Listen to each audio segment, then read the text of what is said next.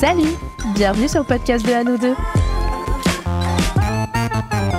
On est dans une société très normée, dans laquelle il faut être comme ci, mais pas trop comme ça. Si tu débordes un peu, on te le fera remarquer. Si t'es à l'aise avec, on trouvera ça bizarre. Aujourd'hui, j'avais envie de parler de ce que c'est que d'être gros ou grosse dans une société qui demande de faire un maximum à 42. Qu'est-ce que c'est que de vivre avec un corps jugé différent et qui rencontre beaucoup de violence au quotidien? On en discute avec Daphné. Salut à tous, bienvenue dans ce nouvel épisode du podcast. Je suis très contente aujourd'hui d'accueillir Daphné qui a répondu à l'une de mes petites annonces quand je recherchais des nouveaux invités pour aborder des sujets particuliers. Aujourd'hui, Daphné a répondu présente pour parler d'un sujet qui me touche personnellement et qui me semble important de découvrir en fait et d'en parler. C'est le sujet du fait d'être gros ou grosse dans notre société. Qu'est-ce que ça fait, comment on le vit, etc. Et en fait... Daphné est photographe et quand j'ai découvert son compte, ça m'a fait beaucoup de bien de voir des corps gros en fait sur les réseaux et de voir qu'il n'y avait pas de souci là-dessus. Donc merci Daphné d'être ici. Merci à toi. Je suis pas photographe, je suis modèle photo. Je croyais que tu étais photographe. Et non.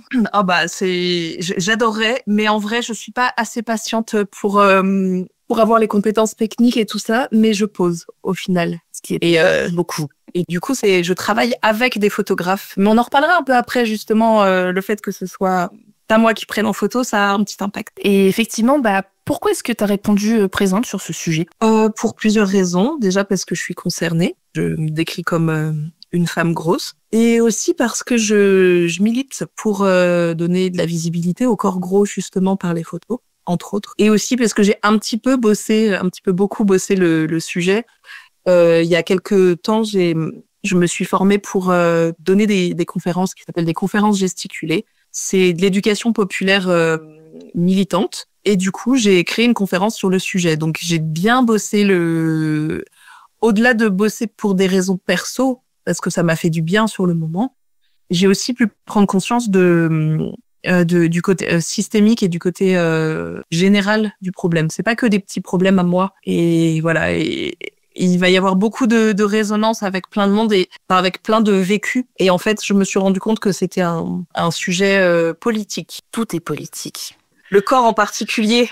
Ah là là. Mais oui, voilà. Donc, c'est un sujet qui me touche particulièrement et qui me semble important d'évoquer en sécurité. Et en sécurité avec toi. Merci de me faire confiance là-dessus, puis de faire confiance aux personnes qui nous écoutent aussi, parce que c'est important. Quand on a discuté un petit peu en off en préparant l'épisode, j'ai fait un amalgame sur la définition en fait de la grossophobie. Parce que ça va aussi faire partie évidemment du sujet de l'épisode. Parce que quand on est gros ou grosse, c'est pas souvent et régulièrement on est attaqué avec des attaques grossophobes. Est-ce que tu pourrais nous redéfinir ce que c'est la grossophobie et justement nous dire les différences entre ça c'est entre guillemets une attaque grossophobe et ça l'est pas forcément. Alors en fait la grossophobie c'est pas forcément quelque chose qui est une attaque, c'est pas forcément une action qu'on subit, c'est aussi, alors c'est ça, d'une part, mais c'est également un climat général. En fait, c'est, oui, des discriminations, donc le fait d'être pas traité comme les autres dans toutes les sphères de la vie sociale, mais toutes les sphères, donc dans le côté, dans le travail, dans les loisirs, dans la santé. Mais c'est aussi tout un tas de stigmatisations qui vont avec des remarques, parce que tu m'avais posé des questions sur les remarques.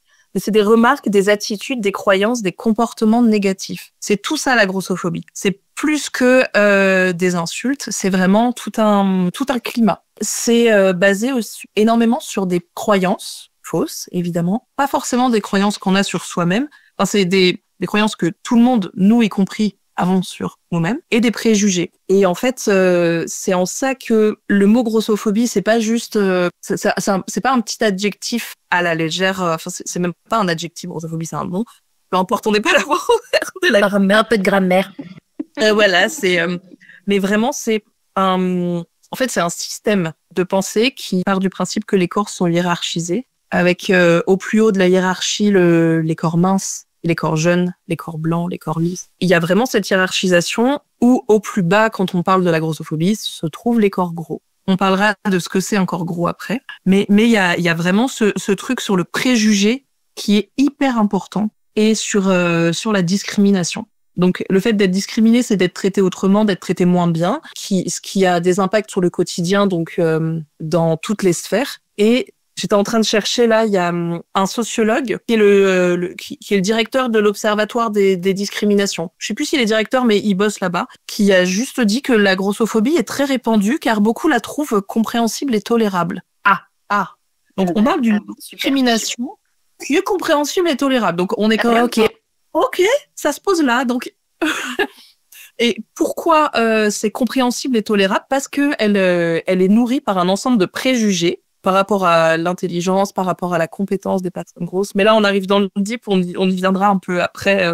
Mais du coup, les préjugés, c'est vraiment un truc c'est surtout ça qu'il faut questionner, parce que ça se place comme des vérités universelles, incontestables. Bah, les gros sont donc ça. Et c'est tout ça qu'il faut déconstruire. C'est tout ça la grossophobie. Donc c'est vraiment un truc ambiant. Et après, bah, c'est juste un fond comme ça. Et puis bah il y a des petites piques, des grosses piques de temps en temps. Et c'est ça la violence, c'est ça les insultes. Mais il y a tout dans le truc du fond qui c'est clair comme je raconte ou pas? Ouais. Bah en tout cas, moi je comprends. Ok, il y a vraiment genre un vivier du truc, quoi. Ouais. Dans ma con, j'utilise l'image de l'arbre où il y a des racines et ça prend racine dans des trucs et il y a un gros tronc dégueu qui est la grossophobie. Après, il y a plein de petites branches comme ça et toutes les petites branches, c'est toutes les conséquences sur notre quotidien. Mais bah, le tronc général, il est là, quoi. Et puis le fond, c'est le patriarcat, le capitalisme et le racisme. Enfin, toujours les mêmes, hein, de toute façon, toujours les mêmes. Voilà, ça c'est pas mal en entrée en matière, non? Mais ça aide à comprendre aussi Non, mais je trouve que c'est bien pour commencer l'épisode de poser les bases sur ça. Comme tu le dis, de toute façon, c'est de la discrimination qui se base, comme tu l'as très bien expliqué, sur des préjugés, comme bah, des personnes racisées peuvent en subir, comme des personnes avec différentes sexualités peuvent le subir. Enfin bref, j'en passe et des meilleurs, parce que dès qu'on ne rentre pas dans une norme dans cette société, c'est compliqué. Donc, effectivement, j'imagine même pas, je trouvais ça intéressant, tu sais, que tu parles de cette hiérarchie. Oula, je vais avoir du mal. Hiérarchisation? Non, j'y arriverai pas. Cette hiérarchie, ça marche aussi. Cette hiérarchie. Ou hiérarchie pyramide. Ou, tu vois, quand tu l'expliquais, j'étais en train de me dire, mais, je pensais à une femme grosse, noire, avec des poils. Lesbienne, ouais. Handicapée. Bras. Elle est en bas. Par exemple. Eh ben, horrible. Eh ben, typiquement, c'est ce genre de personnes, tout en bas de cette hiérarchisation, qui ont créé un mot qui est beaucoup utilisé aujourd'hui et qui a complètement été vidé de son sens. Et c'est un mot que je n'utilise jamais, justement pour ça. Et le mot body positive. Ok. Dans les années 70, c'est des femmes noires, grosses. Il me semble qu'il y avait beaucoup de personnes queer dans ce groupe qui ont créé le mot body positive, qui avait du coup un gros truc politique, parce que en termes de hiérarchisation, on peut dire qu'elles étaient vraiment hyper opprimées, hyper oppressées. Et du coup, elles ont utilisé ce mot pour revendiquer un droit d'exister. Hein, c'est juste basique, hein, normalement. Nos revendications, elles sont pas compliquées. Hein. Non, là-bas, d'un être vivant a le droit d'exister. Voilà. Ah bon, hein, quand on est une femme noire, c'est compliqué. Hein. Je précise que là, je parle en tant que personne non concernée. Je ne suis pas noire, mais je me sens comment dire. J'essaye de me placer au maximum comme alliée pour les personnes racisées. Mais du coup, ce mot body positive, c'est un mot que j'utilise plus du tout parce qu'en fait, il a été réutilisé complètement. Alors là, ça commence un peu à s'essouffler, cette tendance sur les réseaux sociaux. Mais il a été complètement réutilisé par des petites meufs blanches qui font un 38 et qui ont des plis de peau parce qu'elles se plient en deux, ce qui est un truc normal. Et je dis pas qu'on peut pas avoir des complexes et des insatisfactions. Bien sûr. Chacun ses complexes malgré sa morphologie. Hein. Mais on n'est pas oppressé parce que on a des vergetures parce qu'on a fait un 38, qu'on n'a pas mis de la crème hydratante et que machin. C'est pas... On a des complexes, on n'a pas des oppressions à cause de ça. Et en fait, je n'utilise plus ce mot de body positive parce qu'il a été complètement... Déjà, il y a le côté positif qui induit un peu de la positivité toxique et de « aime-toi quoi qu'il arrive ». Ben, excuse-moi, non. C'est pas facile, en fait. Hein. Non, avoir un corps gros dans le monde dans lequel on vit, bah, des fois, c'est vraiment compliqué. Ce mot body positive a tellement été vidé de son sens politique que du coup, Moi, c'est quelque chose sous les photos que je poste sur mon Instagram. Et ben, il y a jamais le hashtag body positive parce que voilà. Ouais. Non, mais je peux complètement comprendre et je comprends complètement parce que je suis assez d'accord avec toi quand le mouvement, déjà rien que là, il y a un petit problème, mais quand le mouvement body positive est arrivé, j'étais en mode ah bon bah ça peut faire un peu du bien, tu vois, c'est cool, on commence à avoir des nouvelles morphologies et franchement, je parle de ça, c'était il y a quoi, il y a une dizaine d'années. Enfin, j'ai l'impression en tout cas, c'était il y a une dizaine d'années et je me disais ah cool. On va commencer à montrer des corps un petit peu différents, des corps gros, machin, gna gna, cool et tout. Et puis là, ça s'est ramassé, mais c'est redescendu comme un soufflé parce que, bah, comme tu le dis, en fait, c'est des nanas qui faisaient du 38 ou du 40 et qui disaient ah là là, je suis grosse. Si tu as le droit de te sentir grosse en faisant un 38 ou un 40. Moi, même ça, je suis pas d'accord, mais on en reparle juste après. Moi, je me dis, après, c'est ta propre perception de ton corps, tu vois, et tu peux te dire, putain, ouais, je fais un 38, mais je me trouve grosse. Bon, enfin, moi, je le vois personnellement, tu vois, je me dis, bon, t'as le droit, ok, tu vois. Mais n'en faisons pas une généralité, parce que, comme tu disais, il y a la différence avec l'oppression. C'est que je ne pense pas que la société va te pointer du doigt en disant, toi, tu es grosse. Parce que c'est pas vrai, elle le fera jamais, tu fais un 38. Va parler à une nana qui fait un 46, un 48, un 50, un 52 et plus. Là, elle va se prendre des remarques par la société, en fait. Tout à fait. Et c'est là que le mouvement a perdu un petit peu de sa valeur à mes yeux aussi. C'est un vrai, il y a un vrai enjeu sur le fait que le mouvement body positive, il a été très dépolitisé, justement. Il était question beaucoup d'insatisfaction corporelle. Et c'est important de pouvoir s'empouvoirer par rapport à ça, de se dire non mais c'est pas des complexes, c'est pas mes imperfections font ma perfection. Déjà c'est questionnable sur pourquoi on parle d'une imperfection en fait. Juste une variante d'un corps. Oui en fait de la peau elle est pas lisse, mais en fait ça c'est aucune peau n'est lisse hein, vraiment c'est même dans la constitution biochimique de la peau c'est pas lisse hein, c'est fait de. C'est pas possible, il y a des pores. Voilà en oui, fait. Non, mais... Il y a des pores. Par définition, une peau, c'est pas... Elle respire, c'est incroyable. Mais pour revenir à ce je me sens grosse quand on... Enfin, et vraiment, petit cœur sur les petits meufs qui font du 38. Ah ouais, on n'a rien contre vous. Hein. Cœur et tout, mais c'est pas le 38 le problème. C'est le fait de vivre une oppression et de réutiliser les mots de certaines militantes et de certains militants. Mais pour moi, le côté je me sens grosse quand on l'est pas, eh ben c'est pas ok pour moi. J'explique pourquoi. La grosseur, c'est pas un ressenti, c'est pas une émotion, c'est pas une sensation. La grosseur, être grosse, être gros, c'est une réalité concrète et matérielle. C'est une réalité concrète qui donne, c'est des possibilités ou des impossibilités d'accès au monde. C'est ça l'oppression. Le fait d'être oppressé, c'est de pas pouvoir accéder au monde. Et ces possibilités ou ces difficultés, ça varie en fonction d'où on se situe sur le spectre de la grosseur. Mais se sentir grosse, c'est plutôt je me sens ballonnée. Je ne me sens pas bien aujourd'hui. J'ai mal quelque part. Je ne me sens pas désirable. Je ne me sens pas désirée. Et ce travail sur le vocabulaire, sur les mots qu'on a pour se décrire, pour moi, c'est primordial de dire non. Alors, ok, tu te sens grosse, ça veut dire quoi? Et en fait, parce que gros, vraiment, on va revenir au mot gros. C'est pas un gros mot. Ouais, alors ça, purée. Ouais, j'en ai marre de ça. Un adjectif. J'en ai marre. Vraiment. Mais oui, il faut en avoir marre que ce soit un gros mot.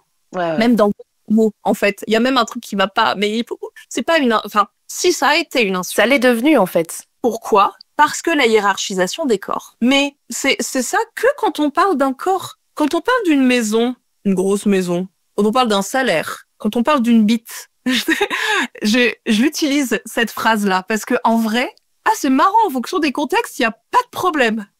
Après c'est pas la taille qui compte, mais pourquoi quand il s'agit d'un corps, c'est une insulte? Parce qu'il y a cette hiérarchisation, il y a tout ça derrière. Donc moi, je me définis comme grosse parce que j'ai bien conscience que ça a été une insulte. Mais quand c'est dans ma bouche à moi, c'est une arme qu'en face, ils n'auront pas. Du coup, c'est vraiment un truc. Et là moi, je pense que toi aussi, tu as eu cette utilisation politique du mot où on se le réapproprie. C'est comme les gars homosexuels, les gays qui se déterminent comme PD. Ça a été une insulte pendant longtemps. Et du coup, on se réapproprie. Et ça, c'est vraiment un mouvement politique de se dire, on réutilise un mot qui a été une insulte parce que du coup, il va perdre de sa valeur d'insulte parce que dans ma bouche, si moi je me décris comme grosse et puis c'est juste un fait, hein, c'est un adjectif. Être grosse, c'est être au-delà de la norme. Bah ouais, je suis au-delà des normes corporelles, quand bien même il y ait une norme. Mais c'est là où il y a cette idée d'hiérarchie et puis qu'il y a tout ces histoires de préjugés, etc. C'est que il y a ce côté taille du corps, mais c'est pas un adjectif tout à fait pareil que être brune, porter des lunettes, avoir des tatouages. C'est marrant parce que j'ai l'impression que je te décris et que je me décris aussi parce que j'ai complètement t'as un piercing moi aussi. Du coup voilà. Et ça, contrairement aux lunettes, contrairement à la couleur des cheveux, contrairement à la couleur de la peau, être gros, c'est il y a une notion de choix qui n'est pas vraie. Mais en fait, quand on est gros, on est un peu considéré comme responsable de son état corporel. Comme s'il y avait ce truc de je refuse de me conformer. Et pourquoi tu fais pas ça? Et pourquoi? Et du coup, les gens cherchent à expliquer pourquoi on est gros. Tu cherches à expliquer pourquoi je suis brune. Enfin, au bout d'un moment, ça s'appelle la génétique, ça s'appelle un tas de trucs. Donc, ouais, mais quand t'es gros, on considère que tu pourrais être mince. Enfin, ou normal. J'ai un peu de mal à utiliser le mot normal, mais à être dans la norme. Mince, on peut dire mince. Et que, en fait, c'est parce que c'est des choix ou des non-choix et que t'as pas fait assez ou que t'as trop fait quelque chose. De là découle aussi, enfin, c'est pas de là où ça découle, mais ça vient des préjugés. Les gros sont fainéants, n'ont pas de volonté, etc. Ils font pas de sport. Exactement. Tout ça, c'est les préjugés qui viennent avec la grossophobie. Ce truc de fainéantise, d'improductivité, donc ça, coucou le capitalisme. Ils sont pas compétents, donc ils sont pas intelligents. Hein, parce que il y a qui voudrait être tout en bas de la personne. Et en plus, si je peux me permettre, les gros souvent ils sentent pas bon. Et oui. Alors ça. Ah là là. C'est un de mes points dans. Attends, je suis un peu émue parce que il y a ce truc de. Je sais pas d'où ça vient, ce préjugé-là, mais je l'ai à fond pour moi aussi. Et c'est quelque chose où, avant de faire des photos ou de monter sur scène, je fais de l'effeuillage burlesque. Je me fous à poil sur scène remplie de paillettes pour militer, justement. D'accord. Et je suis en panique totale sur l'odeur. Et du coup, il faut que je mette 3 couches de déo, machin et tout. Alors que vraiment, tout le monde sent la transpi quand il fait 40 degrés, quand t'es sous des projecteurs, machin. Mais bien sûr. Mais tu vois, ça fait partie, j'ai l'impression, des trucs qu'on nous a foutus dans le crâne. Et depuis qu'on est enfant, depuis qu'on est petit, toi, tu vois, t'as ce truc sur l'odeur corporelle, la transpiration et tout. Moi, j'ai vachement ce truc sur si t'es gros, ne fais pas de sport. Ça ne marchera pas. Et tu vois, pour mon exemple perso, ça fait 1 an maintenant que je me suis mise à la course. J'ai 34 ans. Hein. T'applaudis, trop bien. Merci. Bien. Bah ouais, je suis trop contente. Mais j'ai mis des années avant de m'y mettre. En me disant, bah non, t'es pas capable, on va se foutre de ta gueule, t'as pas le corps fait pour, tu vas être essoufflé comme un gros bœuf.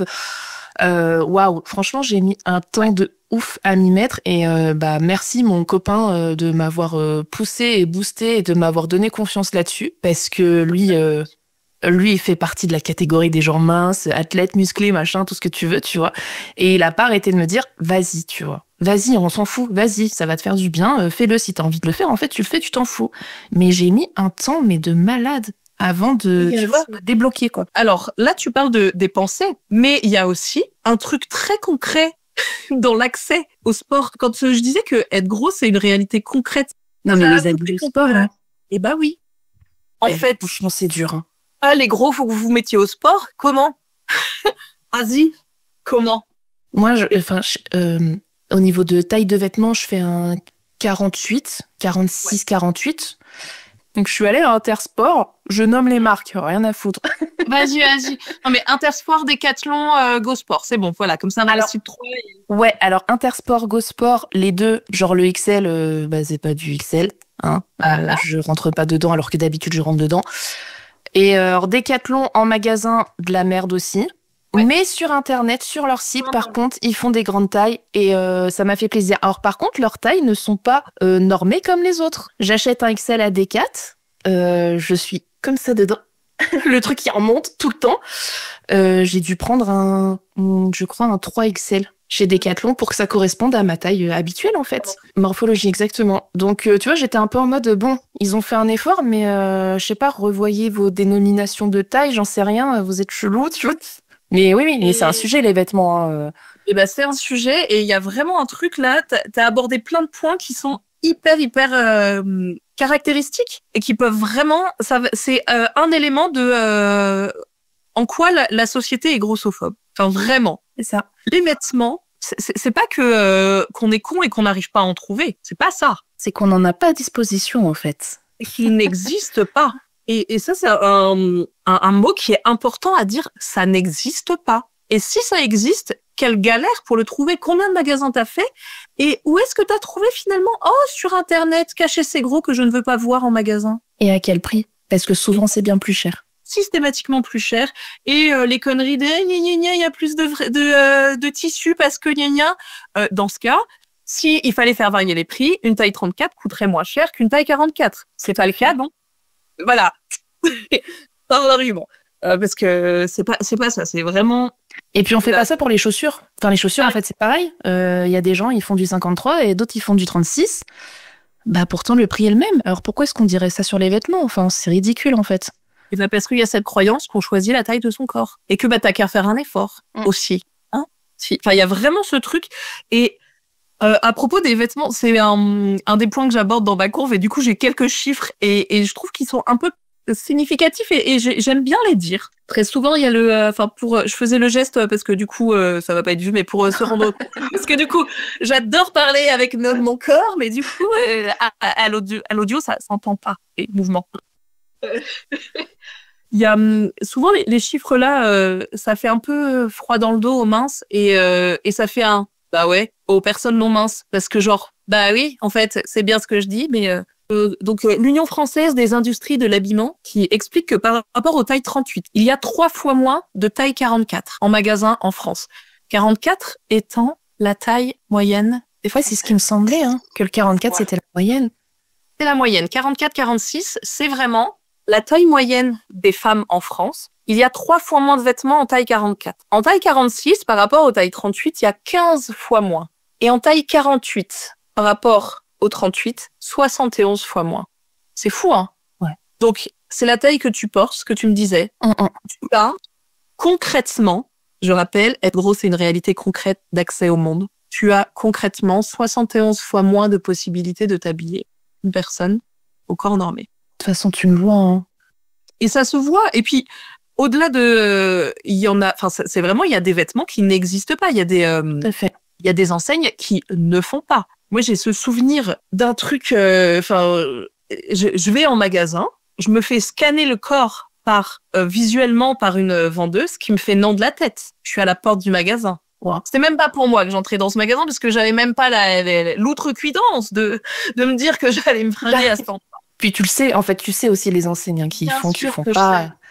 Voilà, tu les connais, mais horrible par contre. Voilà. Alors j'ai eu le regard désolé et plein de gêne de la part de la petite meuf qui était à ce moment-là adorable, qui me fait une petite tête désolée en me disant non, on n'aura pas, et qui s'excuse et tout ça. Mais ça c'est l'option 1 et qui est l'option plutôt ok. Il y a l'option 2 où vraiment il y a du jugement et du mépris dans le regard et dans le visage de la personne et qui non, mais enfin, on fait pas, hein.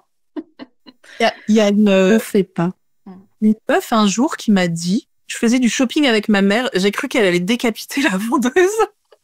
Ma mère qui est pas concernée, qui n'est pas grosse et du coup qui a qui a pas pris conscience de tout. La nana me dit, ah non, mais on n'aura pas du plus size parce que, enfin, vous comprenez, nous, on fait quand même des modèles de vêtements plutôt élégants. Ah, parce que quand on est grand, on peut pas être élégant, quoi. Et plutôt raffiné et puis parfois un peu sexy. Juste, allez faire un petit tour sur mon compte Instagram, dites-moi que je suis pas sexy, puis on en reparle après. Voilà. Vraiment. Parenthèse fermée. Donc vraiment, il y a ce truc de prononcé un peu en chuchotant parce que c'est un peu honteux et dégoûtant, hein, quand même. C'est vraiment honteux et en fait, je ne sais pas comment gérer cette situation. Enfin, il y a des personnes qui le font avec mépris, d'autres personnes qui le font avec gêne. Et au final, comment ça termine les sessions shopping? Et c'est les personnes concernées qui sont pleines de honte et pleines de gêne. C'est ça. Tu te dis je suis pas faite pour ça. Moi, je peux pas. Moi, j'ai pas le droit. J'ai pas le droit. Moi, je mérite pas. Et le nombre de sessions shopping que j'ai terminé en en pleurant, moi, en bad, quoi. Donc, ça fait quelques années que je vais même plus m'exposer. Moi, je fais même plus mon shopping en magasin parce qu'au final, ça n'existe pas, ou alors c'est des magasins hyper moches ou hyper chers, et du coup, bah, je fais autrement pour trouver des vêtements, quoi. Et du coup, le faire autrement, c'est des trucs qui sont pas forcément très éthiques. Les vêtements, les boutiques, enfin, c'est même pas des boutiques, mais les sites qui font des trucs. Mais en fait, là, en ce moment, c'est grave la mode comment ça s'appelle? Du vintage, Ouais, la seconde main et tout. Asie. Je te mets au défi Non, c'est pas d'aller en facile. fripe et de trouver, je porte du 50, moi. Pas trouver une taille 50. C'est impossible, il y en a jamais. Il y en a jamais. Moi, genre, quand je vais en fripe, ça va être pour me trouver genre un sac, un accessoire en fait. Voilà. Ouais. Un accessoire, une ceinture et encore, hein, parce que... Bah ouais, parce qu'elles sont petites en pyjama. Voilà. Les barrettes, les machins, un petit châle, ça c'est sympa, mais... Et juste, bah, quand tu regardes que, bah oui, ça existe pas, en fait, ils étaient pas fabriqués de base. Et du coup, bah, ils sont pas, ils retournent pas en circuit de la seconde main, quoi. En parlant de vêtements, la lingerie aussi. En fait, ça va avec ce truc de, bah non, mais une grosse ne peut pas être sexy, elle ne peut pas être désirable. Donc la lingerie, c'est un vrai sujet aussi, je trouve. Enfin, moi, je trouve ça abusé. Mais bon, il y a vraiment cette croyance, alors, sur le désir. Et vraiment, en plus, j'ai noté, tu me disais que ton chéri était plutôt mince, enfin, ou normé physiquement, etc. Eh ben, il y a un vrai truc autour des couples comme vous, où les gens pensent que c'est pas possible. Ah, un mince et un gros ensemble? Ouais. Genre, mais comment, lui, attends, mais il a toutes les meufs qu'il veut. Et il a toutes les meufs qu'il veut parce qu'il est mince. Bien sûr. Dans la réalité, c'est pas vrai, hein, mais il y a une croyance autour du fait que bah, les meufs grosses sont pas désirables et sont pas désirées, qui est complètement faux. Et j'ai rassemblé des témoignages et des choses complètement abjectes là-dessus. T'es prête ou pas? Moi, je suis prête. Même si je sens que je vais être choquée et outrée, mais allons-y. Oui, c'est outrant. Moi, c'est un vrai truc où quand j'ai commencé à faire du burlesque, des feuillages burlesques, du cabaret, on m'a dit ah là là, enfin tout ça c'est pour attirer les garçons, c'est ça? Hein, parce que bon, sinon ils sont pas. Non, c'est pas pour ça. Hein. Enfin vraiment, c'est bon à pas d'autres raisons que je fais de l'effeuillage, mais il y a vraiment un truc de comme si j'avais besoin de faire plus pour attirer. Pour attirer. Et il y a un vrai enjeu autour du rapport aux hommes. Alors, moi, je vais parler de ce que je connais le plus, à savoir les rapports hétéronormés. Et il y a un gros truc autour de ça, parce que c'est pas du tout les mêmes questionnements dans les relations queer. Il y a vraiment autour enfin, les femmes grosses ont des vécus qui sont assez, enfin, moi, en tout cas, j'ai eu, pendant très longtemps, j'ai eu peur. J'ai eu peur de casser les garçons. Je pèse quasiment 100 kilos. Et du coup, je me dis, bah non, mais ils peuvent pas... si je me mets sur eux, je vais les casser. Et en fait, ça, c'est un vécu qui a été vraiment enfin dans beaucoup de témoignages que j'ai pu retrouver. Et j'en ai tiré la règle des 3 P. Donc la peur, donc du vécu des femmes grosses. Donc la peur, donc je vais le casser. La pitié. La croyance que nos partenaires restent par pitié pour nous, parce que sinon on va perdre ça. Et le troisième P, c'est la proposition de relations cachées. Et j'appelle aussi ce troisième P comme pantoufle, parce que les grosses c'est comme les pantoufles, on est bien dedans mais on sort pas avec. Personnellement, je me suis vraiment habituée à être en relation, à être la maîtresse, à être celle qu'on montre pas, celle dont on a honte, celle où et moi, j'ai clairement un gars que j'avais daté qui m'a dit bah non, enfin, mais qu'est-ce que les gens penseraient s'ils me voient avec une meuf comme toi? La violence, quoi, putain. Et vraiment, c'est ou sur des applis de rencontres, des trucs complètement. Enfin, il y a vraiment un imaginaire complètement erroné autour des femmes grosses. À savoir, enfin derrière les 3 P, il y a vraiment ce côté de asexualisation. Ouais. Vraiment. On est complètement invisibilisé là-dedans. On peut pas être désirable, on peut pas être désiré, on ne peut pas désirer. Il y a vraiment, ou alors si on désire, c'est pas écouter, parce que de toute façon, tu vas bien prendre ce qu'on te donne. Enfin, quand même, avec le corps que t'as, tu vas quand même pas faire la fine bouche. Exactement. Tu vas pas non plus avoir des critères. Et quand même. Et vraiment, il y a ce truc de. Et moi, pendant très longtemps, j'ai vraiment été dans où j'ai accepté, j'ai toléré des relations violentes même, où j'ai été mise en danger, où j'ai été violentée, parce que j'avais vraiment cette croyance de, et de toute façon, si je pars, qui est-ce qui pourrait encore, et c'est même pas m'aimer, hein, c'est juste me tolérer, il n'y a même pas en capacité d'être aimé, c'est vraiment un truc genre, il y a vraiment un impensé autour de la désirabilité des femmes grosses, et il y a une vidéo qui montre ça hyper bien. Tu m'as dit ton âge, et du coup, je pense que t'es de la génération, tu l'as peut-être vu passer à l'époque. Ça date de 2017, et c'était la première du Quotidien, le journal de Yann Barthès. Ouais. Donc, à l'époque, c'était sur Canal. Et en fait, elle est plus trouvable sur YouTube. Hein. La vidéo, elle est juste trouvable sur Voici. Et c'est le témoignage d'une femme noire et grosse à propos de Usher, un rappeur, un assez grand rappeur à l'époque. Il était hyper connu, hein, en 2017. Et en fait, cette femme porte plainte contre Usher parce que il lui a refilé de l'herpès ou une IST, ce qui est aux États-Unis un truc pour lequel tu peux porter plainte parce qu'il a pas informé ses partenaires et tout. Et cette femme témoigne. Elle est noire, elle est grosse. Sur le plateau du Quotidien, il y a Jamel Debbouze qui se met à hurler de rire et à hurler. C'est impossible, menteuse. Alors elle est pas, c'est la vidéo de cette femme, donc cette femme est par la communauté générale, et tout le plateau est parce que à ce moment-là, une meuf grosse qui témoigne d'avoir couché avec un mec connu, ce n'est pas possible. C'est un impensé. C'est vraiment pas possible. Il y a aussi ce truc, donc il y a ou alors ça n'existe pas, et c'est aussi de l'accès à de la contraception et à des soins gynéco qui sont pas faits. Il y a plusieurs témoignages de femmes grosses qui disent que des gynécos ont refusé de leur prescrire la pilule parce que, quand même, vous avez pas de rapport, c'est pas possible. De toute façon, vous n'avez pas de rapport, donc il est protégé de quoi? Il y a une personne qui témoigne, Gabrielle Dédier, il me semble que c'est elle qui témoigne de ça, qui est une autrice sur ces points, qui témoigne du fait d'avoir été aux urgences pour des maux de ventre intenses, et c'était une grossesse extra-utérine. Et en fait, ils ont pas regardé ça, ils ont pas fait d'échographie parce que vous êtes grosse, vous avez mal au ventre, quoi, parce que vous avez un gros ventre. Normal, vous êtes grosse. C'est ça le problème.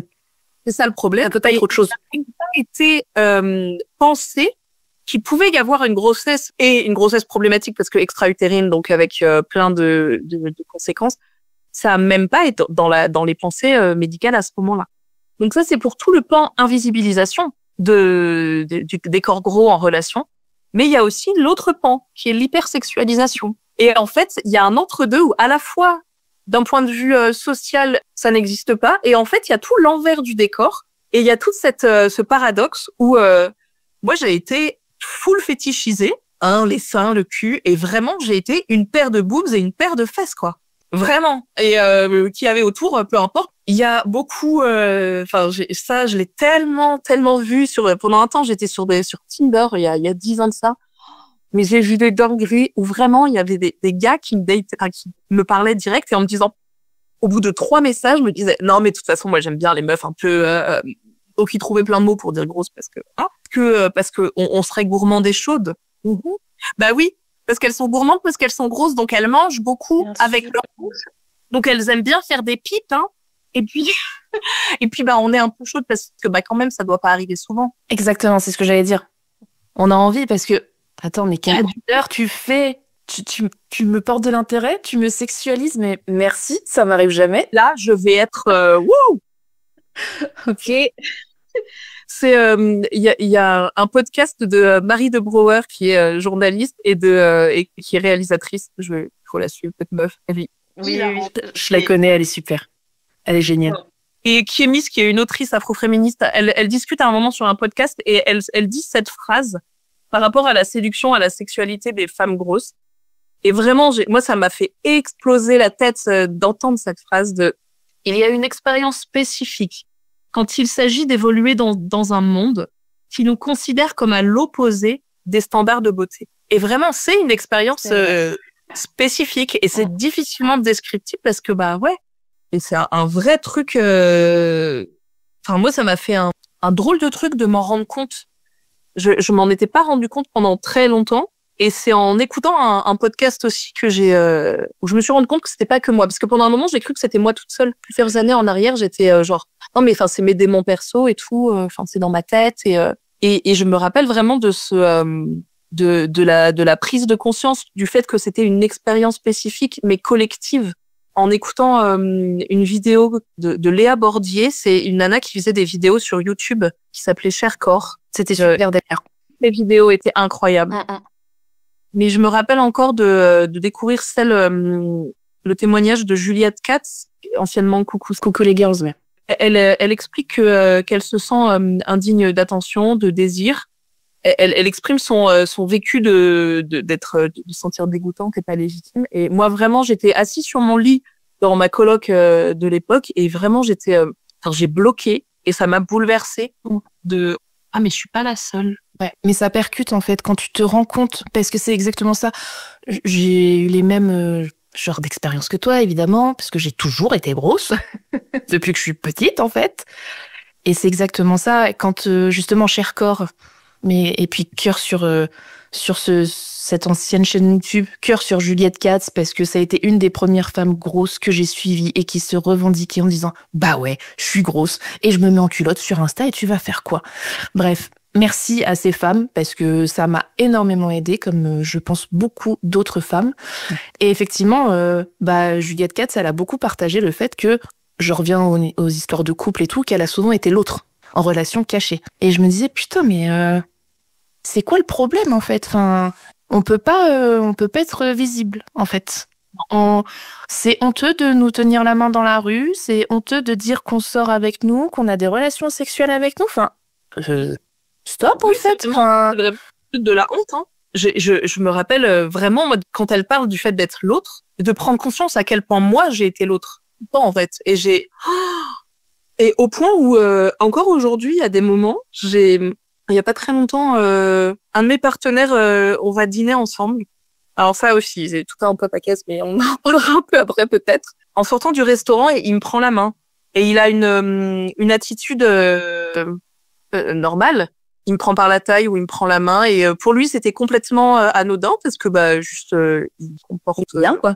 Ouais, il se comporte normal quoi. En vrai hein. Et moi à ce moment-là, j'ai checké tout autour en me disant il fait ça parce qu'il y a personne qui nous voit. Alors que pas du tout. Hein. On était dans le bar en bas de chez lui et du coup c'est sa cantine, enfin le petit resto bar en bas de chez lui. Et vraiment la première pensée que j'ai eue il a pas honte de moi. C'est horrible. Et putain. Ouais, c'est horrible. Mais ça, c'est de l'intériorisation de la grossophobie. Enfin, à force de vivre cette discrimination et cette violence au quotidien, on a l'automatisme. Mais oui, complètement. Tu te dis, oui, c'est comme ça. Oui, c'est juste un fait. Et c'est les préjugés, et c'est ce truc qui est présent de vérité générale, c'est comme ça. Et du coup, c'est devenu pendant un temps ma norme d'être caché. Et du coup, c'était trop la fête quand quelqu'un juste se comportait normalement. Hein. C'était même pas été exceptionnel. Hein. C'est juste pas quelqu'un qui a pas envie de me cacher pour me baiser et qui en fait est pas juste en train de me fétichiser. Ouais, c'est ça.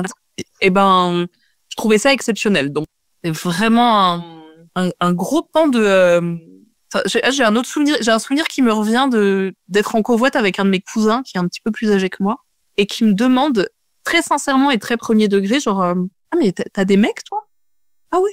Mais enfin ils sont comment? Est-ce qu'ils sont gros comme toi? Exactement. Ben oui. Les gros se mettent avec les gros. Ils s'en produisent entre eux, hein. C'est en fait. Et du coup ils font des gens gros parce que ça marche que comme ça. Ah oui. Et alors j'adore les mecs gros aussi. Moi, je fonctionne beaucoup avec l'humour, hein, mais c'est l'humour. Il faut en rire, hein, parce que sinon on n'a pas fini d'en pleurer. Moi j'adore aussi les mecs gros.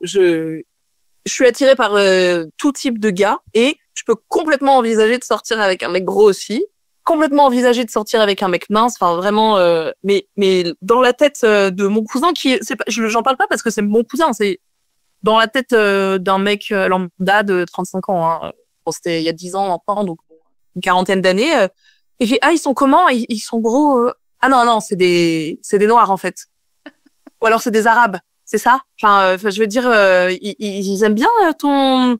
Et là, il désigne mon corps. Et il termine par ouais, non, mais c'est parce que les seins, hein, c'est voilà. à ce moment-là, mon cousin, il veut vraiment pas être, enfin, c'est juste, il m'aime de tout son cœur, hein. Il comprend rien de ce qu'il raconte, il insure la violence de ce que c'est.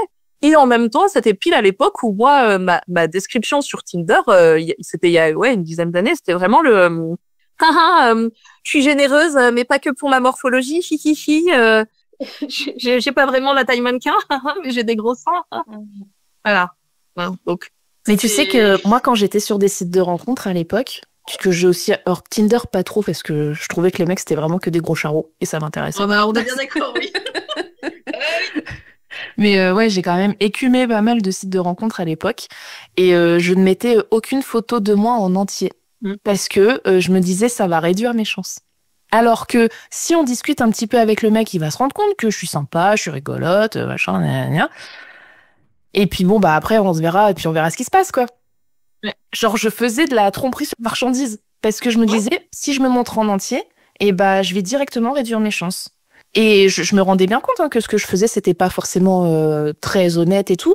Mais en fait, bah déjà, j'arrivais même pas à m'assumer, à me montrer en entier. Et genre, j'avais très peu de photos de moi en entier parce que bah je ne m'aimais pas, en fait. Parce que mon corps est gros, donc ça ne va pas.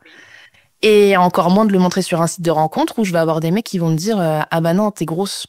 Oui, et donc ? Oui. Alors que pourtant, ça faisait peut-être, allez, je te dis une semaine qu'on se parlait par message, machin et tout, qu'on s'appelait des heures et tout, que le courant passait à balle. Ah, mais t'es grosse. Ah. Ouais. Après, je peux encore entendre que, bah voilà, que tu sois plus attiré par des personnes minces, que tu sois plus attiré par des personnes grosses. Je l'entends à 1000 balles, mais c'est vrai que tu te dis, putain, donc c'est problématique, quoi. Et oui. Mais et pourquoi il n'y a pas cette attirance sur les corps gros, c'est aussi par manque de représentation. En fait, quand tu questionnes plein de monde, moi je me suis rendu compte au fur et à mesure de mes rencontres que il y a beaucoup de personnes qui disent ah non mais j'aime bien les meufs curvy, les meufs grosses, mais c'est juste des fois ils le savaient même pas qu'ils fait parce qu'il y a vraiment une image biaisée et une illusion d'anormalité. Sur l'image biaisée et stigmatisée des femmes grosses, j'ai un mini-exemple là-dessus par rapport à la sexualité et la séduction. Tout en représentation romantique, érotico-romantique, on n'a pas d'image de meuf ou de gars gros. Un peu simple. Il n'y a pas de représentation de couple avec des morphos diverses. Enfin, où là, ça commence un petit peu à changer dans la culture audiovisuelle, mais il y a eu une surreprésentation. On est de la même génération, donc je vais parler d'une série qui qui fait partie du paysage de base d'audiovisuel, Friends. Ah ouais, ils sont tous minces, hein, c'est bien. Non, il y en a une qui était grosse. Ouais, Rachel. Ah non, oui, c'était Monica, pardon. Et oui. Et quand elle est grosse, c'est comment quand elle est grosse? Elle est naïve, grosse, vierge. Et quand il parle de Monica hyper naïve, on en rigole. Hein. Et puis Chandler, il se met à kiffer Monica uniquement quand elle devient mince. Tout à fait. Avant ça, il la calcule même pas. Et vraiment, c'est toute la culture audiovisuelle, c'est vraiment un gros vecteur de normes. On ne voit pas de représentation de meufs grosses, sauf si c'est pour s'en moquer. Exactement. Ou alors la méchante. Ou alors la grosse méchante, Ursula. Exactement. J'allais te parler des Disney, parce que moi, j'ai été biberonnée Disney. Bon, bah, toutes les meufs, elles sont skinny à souhait. Les mecs, pareil. Mais par contre, quand c'est un méchant, souvent, il est gros. Hey, c'est les vieux, gros, c'est des méchants. Il y a vraiment de l'agisme et de la grossophobie surreprésentée. Mais du coup, le fait de pouvoir juste exister comme étant même neutre, hein. Il y a même pas positivement, c'est même une représentation neutre. C'est pas possible. Les personnages, quand ils sont gros, sont forcément les gros rigolos, les gros sympas, la bonne copine, le gars ou la meuf un peu concon, ou alors la grosse gourmande, miam miam miam, qui a toujours des traces de bouffe machin, mais jamais comme étant le personnage principal qui fait autre chose que d'être gros, que d'être le gros ou la grosse. Et il y a aussi si les personnages sont gros, ils arrêtent de l'être. Quand il y a des héroïnes, par exemple, qui sont grosses, la grosseur existe pas en tant que telle. Elle existe comme un état dont il faut absolument se débarrasser. Et ça, c'est un énorme truc de comment on peut c'est presque philosophique, là. Sur le truc, c'est la grosseur qui est montrée que comme une condition à fuir. La tâche à accomplir, c'est de mincir. Exact. Et tu ne seras valorisé, tu ne seras applaudi, tu n'auras le droit d'exister que si tu mincis, que si tu cherches à mincir, que si tu ne te satisfais pas de ton état corporel là. Et combien de démissions, de pertes de poids il y a, combien de les relooking machin, et que si tu te relooks, c'est seulement en maigrissant. D'où tu changes un look. Et bien sûr que c'est plus facile de relooker une mince au vu des fringues, ce qu'on disait plus tôt. Mais qu'est-ce qu'on intègre nous en tant que personne grosse? On est en termes de visualisation, on est les des avant-après. C'est ça. Mon corps n'existe que comme une condition à fuir. C'est d'une violence. Je suis ton repoussoir. L'image de mon corps est une motivation à pas se transformer en moi. Affame-toi. Mais c'est même pas l'histoire de bouffe, en fait. C'est vraiment juste la représentation et le visuel de... Non, mais je trouve que c'est hyper intéressant ce que tu dis, parce que en découle le fait de comment est-ce que vous voulez qu'on s'accepte. Enfin, le chemin, il est extrêmement dur. Comment est-ce que vous voulez qu'on arrive à s'accepter alors que, putain, enfin, ça devrait être juste la base. Ton corps, il est comme ça, en fait. Enfin, exactement. Et il y a des personnes minces qui vont avoir d'autres problèmes qu'on ne connaît pas parce que c'est pas notre cas. Mais, putain, on n'arrive pas à s'accepter, quoi. Mais en même temps, comment veux-tu? Parce que, comme tu me dis, la représentation... Et tu n'as le droit d'exister que si tu veux arrêter d'être toi. C'est ça. Waouh! Enfin, vraiment, en termes de construction psychique, c'est en termes d'intériorisation, c'est un truc hyper violent de comment on se représenter. Et je sais pas si toi, tu as eu ce truc de vouloir perdre du poids. Oui. Mais moi, ça a été... Enfin, je vais en parler un petit peu au passé, mais encore un peu présent. Hein. Mais ça a été la quête de ma vie. Ouais. Je pense que, franchement, tous les jours, je me dis, ça serait bien si... ça serait bien, hein. Ça serait bien. En même temps.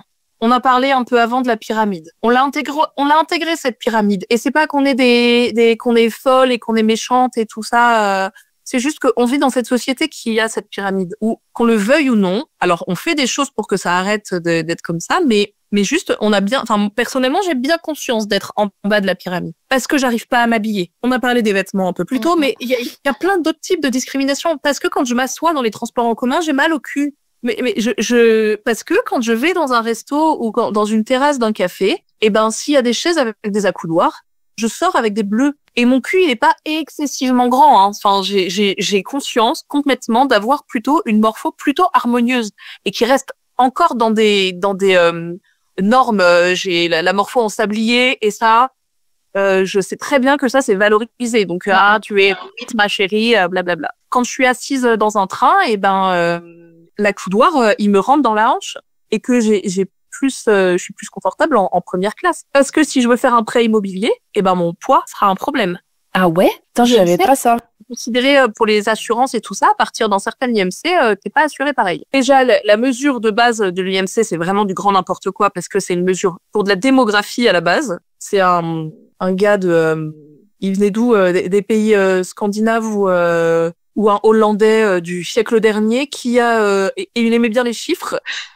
Il s'est dit, tiens, je vais mesurer les gens de mon village et je vais refaire des statistiques. Vraiment, hein, c'est ça l'IMC. Donc l'IMC, pour rappel, c'est l'indice de masse corporelle. Oui. C'est le poids sur la taille au carré. Donc c'est un ratio qui est aujourd'hui utilisé pour déterminer si tu es malade ou non. Je mets entre guillemets si tu es obèse ou non. C'est pour ça que je n'utilise pas le mot obèse parce qu'en fait c'est censé être une maladie. Mais à partir de quel moment un format corporel ça détermine une maladie? Enfin, normalement une maladie a des symptômes et tout ça. Donc et puis, je me permets aussi une parenthèse là-dessus, mais des gens qui font à balle du sport, ils vont avoir un IMC élevé, alors que pourtant, ils n'ont pas de gras. C'est que des muscles, en fait. Donc, comme quoi, ça veut rien dire, cette histoire d'IMC. Et en plus, il y a beaucoup d'études qui parlent de ce qui s'appelle le paradoxe de l'obésité, à savoir que, en fait, un léger surpoids et une légère masse graisseuse protègent de certaines choses. Oh, c'est paradoxal. Non, peut-être que c'est juste pas systématiquement un problème de santé. Et il y a des personnes minces qui sont malades, il y a des personnes grosses qui sont malades. Bien sûr. L'hypertension, tous les facteurs de risque liés au surpoids, blablabla. En vrai, l'hypertension, le diabète, machin, quand on est mince, on a aussi des risques pour ça. Donc, faut pas confondre facteur de risque et maladie. En étant un peu plus rigoureux scientifiquement, voilà, ça peut vraiment se questionner le concept d'obésité comme étant une maladie, comme étant une réalité même. Donc, moi, j'ai tendance à trop parler d'obésité parce que je parle de la taille du corps et pas de l'état de santé du corps. Et l'IMC, c'est ce qui détermine le fait d'être en obésité ou pas, alors qu'à la base, c'est un outil démographique et statistique. C'est un gars en Hollande qui s'est dit qu'il allait mesurer les gens de son village, vraiment. Hein. Je savais pas du tout la base de l'IMC, tu vois. Ça a été fait pour vraiment, hein, le gars, il était passionné des chiffres. Faudrait que je retrouve son nom, mais et c'est devenu une mesure internationale. Donc, ça ne prend pas du tout en considération toutes les réalités corporelles. Une personne asiatique qui ont tendance à être plutôt menues et tout ça, excuse-moi, c'est pas du tout les mêmes morphotypes, les mêmes morphologies que je pense aux personnes des îles polynésiennes qui sont hyper massives. Ouais, ils sont costauds. Excuse-moi, à taille égale, bien sûr que les gens font pas les mêmes poids. Enfin, c'est clair. Donc c'est un outil complètement raciste, complètement désuet parce que ça date des années 1800 ou début 1900 ou 1890, un truc comme ça, et qui en plus de ça donc met des normes corporelles. Donc en dessous d'un certain chiffre à l'IMC, t'es censé être en maigreur ou en minceur. Il y a une fourchette pour dire que t'es dans la norme. Au-dessus, t'es censé être en surpoids et en obésité, et obésité bordée. Bref, on n'est pas que des chiffres, hein, mais bon. Et en fait, les normes-là ont été décidées. Il y a eu une certaine limite disant que c'était ça, être en surpoids. Ça a été descendu d'1 ou 2 points dans les années 70, je crois, 70 ou 80. Ok. Cette limite-là. Et en fait, ça permettait à des millions d'Américains de passer en dessous. Et donc, ça permettait aux compagnies d'assurance ou aux compagnies comment ça s'appelle, les mutuelles, les assurances et les crédits et tout ça. Du coup, de dire, vous avez un risque là, vu que vous êtes gros, et du coup, on vous fait payer plus. Et vraiment, ça, c'était pour des raisons économiques que la norme a été baissée. Voilà sur quoi on se base pour nous dire qu'on n'est pas en bonne santé parce qu'on a du gras autour du cul. Voilà. Et pas que, mais bon. En tout cas, c'est nos culs qui arrivent pas à passer dans les chaises, ça, vraiment. Franchement. Voilà. Je suis contente que t'en parles parce que je trouve qu'on n'en parle pas assez. Oui. C'est dans les trains, dans les avions. Putain. Et ouais, même dans les cinés parfois. Dans certains cinés, je suis en mode oui. Oh, pourtant, j'ai pas un gros cul, tu vois. Non, mais. Et j'ai des grosses poignées d'amour. Et du coup, quand je m'assois, je suis en mode putain, je suis sérieux là. Et c'est les portiques du métro. Ah, alors, je suis pas dans une ville où il y a le métro, mais effectivement, quand je suis allée à Paris, je dois me mettre sur le côté. Voilà. Oui, c'est vrai. Tout ça, c'est ça, en fait, être gros et la réalité d'accès au monde, la réalité concrète. C'est ça, en fait. Enfin, à un moment, quand une personne me dit, oui, je peux m'asseoir, oui, machin et tout, on va questionner un peu c'est quoi être gros? Parce que, les bancs, hein, les dispositifs anti-SDF pour éviter que les gens s'allongent parce que c'est quand même horrible que des gens puissent se reposer. C'est aussi des dispositifs anti-gros. Et perso, moi, j'ai développé tout un tas de techniques. Un jour, je devais boire un verre en terrasse avec une copine. Je savais que sur cette terrasse, mon cul ne rentrait pas. J'ai prétexté, ce qui n'est pas un prétexte parce que je suis très allergique au pollen. Oh, mais tu comprends, dehors, les allergies, nanani, nanana. Allons à l'intérieur parce que je peux m'asseoir dans le tête. Parce que je savais que mon cul ne rentrait pas. Ouais, et que t'en deviens honteux, en fait, alors que c'est pas de ta faute. Mais c'est toi qui es honteuse de te dire, putain, je passe pas dans la chaise. Alors, là, maintenant, moi, c'est un des trucs que je fais au quotidien, c'est de le dire suffisamment à haute voix pour que les gens autour entendent, de genre, tiens, ça rentre pas, je suis coincée à la chaise, ouais. Et du coup, souvent, là, en gros, c'est plus moi qui suis gênée, je renvoie je la mets à l'extérieur de moi. Et du coup, souvent, ça fait un peu réfléchir, moi, dans des restaurants, la dernière fois, j'allais au resto avec mon père et un de ses potes. Et du coup, j'ai clairement demandé à mon père d'échanger sa chaise avec moi. Il m'a dit, d'accord, il s'est pas posé la question parce que, voilà. Et je lui ai dit, oui, parce que tu vois, sur cette chaise avec les accoudoirs, mon cul passe pas. Et vraiment, oui, bien sûr, d'accord. Et le serveur a demandé si je voulais une autre chaise. J'étais là, non, moi ça va, maintenant j'ai trouvé une chaise dans laquelle on passe. Mais merci, quoi. C'est un petit détail. Ça, c'est des petits détails, mais c'est du quotidien, en fait. Et c'est ça qui fait notre vie. Hein. La possibilité de s'asseoir dans l'espace public. Ça ne paraît pas si compliqué que ça, mais en fait, ça le devient. Il y a ce truc d'anormalité quand on parlait des représentations en couple, mais même au-delà des représentations en couple, des représentations tout court. L'absence ou le manque de représentation positive et l'absence de représentation tout court, parce qu'il y a aussi ça, ça impacte beaucoup la façon dont on se voit et dont on est vu. J'y reviens juste après. Je vais juste refaire un petit crochet par le fait qu'on soit invisibilisé. Les corps gros sont peu visibles. Et ça vient nourrir une illusion d'anormalité. Le fait qu'on voit moins, on trouve que c'est exceptionnel, dans le sens, extraordinaire. C'est pas ordinaire. Il y a en France, en surpoids, les derniers chiffres à peu près, c'est entre 20 et 25% en fonction d'où on est là, de personnes considérées comme grosses. 1/5. 5 personnes, il y en a une qui est grosse. En temps de parole dans les médias, il y a que 3% de personnes grosses. Donc vraiment, il y a une surreprésentation des corps minces. Vraiment et c'est important de se dire, je vois plus que la normale de corps minces. Donc, on le voit donc comme un standard. Ça, c'est vraiment un mécanisme cognitif. Si si tu vois plein d'humains avec la peau bleue, tu te dis, c'est ça la norme, c'est d'avoir la peau bleue. C'est normal, bien sûr. C'est donc ça qui est normal. Si tu vois plein de personnes avec les cheveux perpendiculaires, tu te dis, c'est les cheveux perpendiculaires la norme. Les miens, ils tombent comme ça. Oh, mince, mes cheveux sont sujets à la gravité. C'est terrible.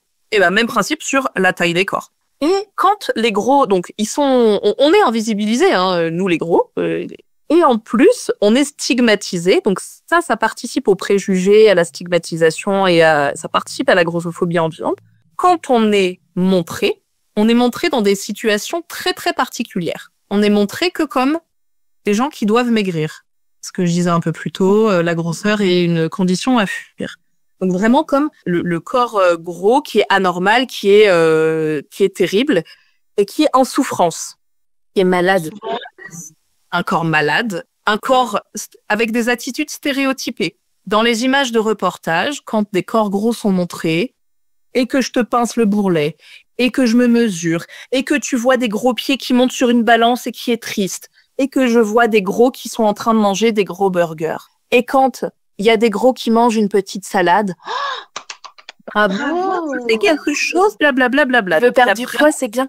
Les gros sont peu visibles pour autre chose que leur grosseur problématique, si tant est elle le soit. Mais ils sont pas, on n'est pas montrés comme des humains normaux qui font des trucs normaux. On est montré dans des situations vraiment très stéréotypées et qui vient vraiment nourrir la grossophobie ambiante. Et oh mon Dieu, le pire truc du monde, ce serait de devenir comme moi. Vraiment, c'est très souvent les corps gros sont montrés comme morcelés, en petits morceaux. Tu vois des jambes qui marchent difficilement. Tu vois un dos, parce que les gens veulent être filmés de façon anonyme, donc tu vois juste une silhouette très grosse.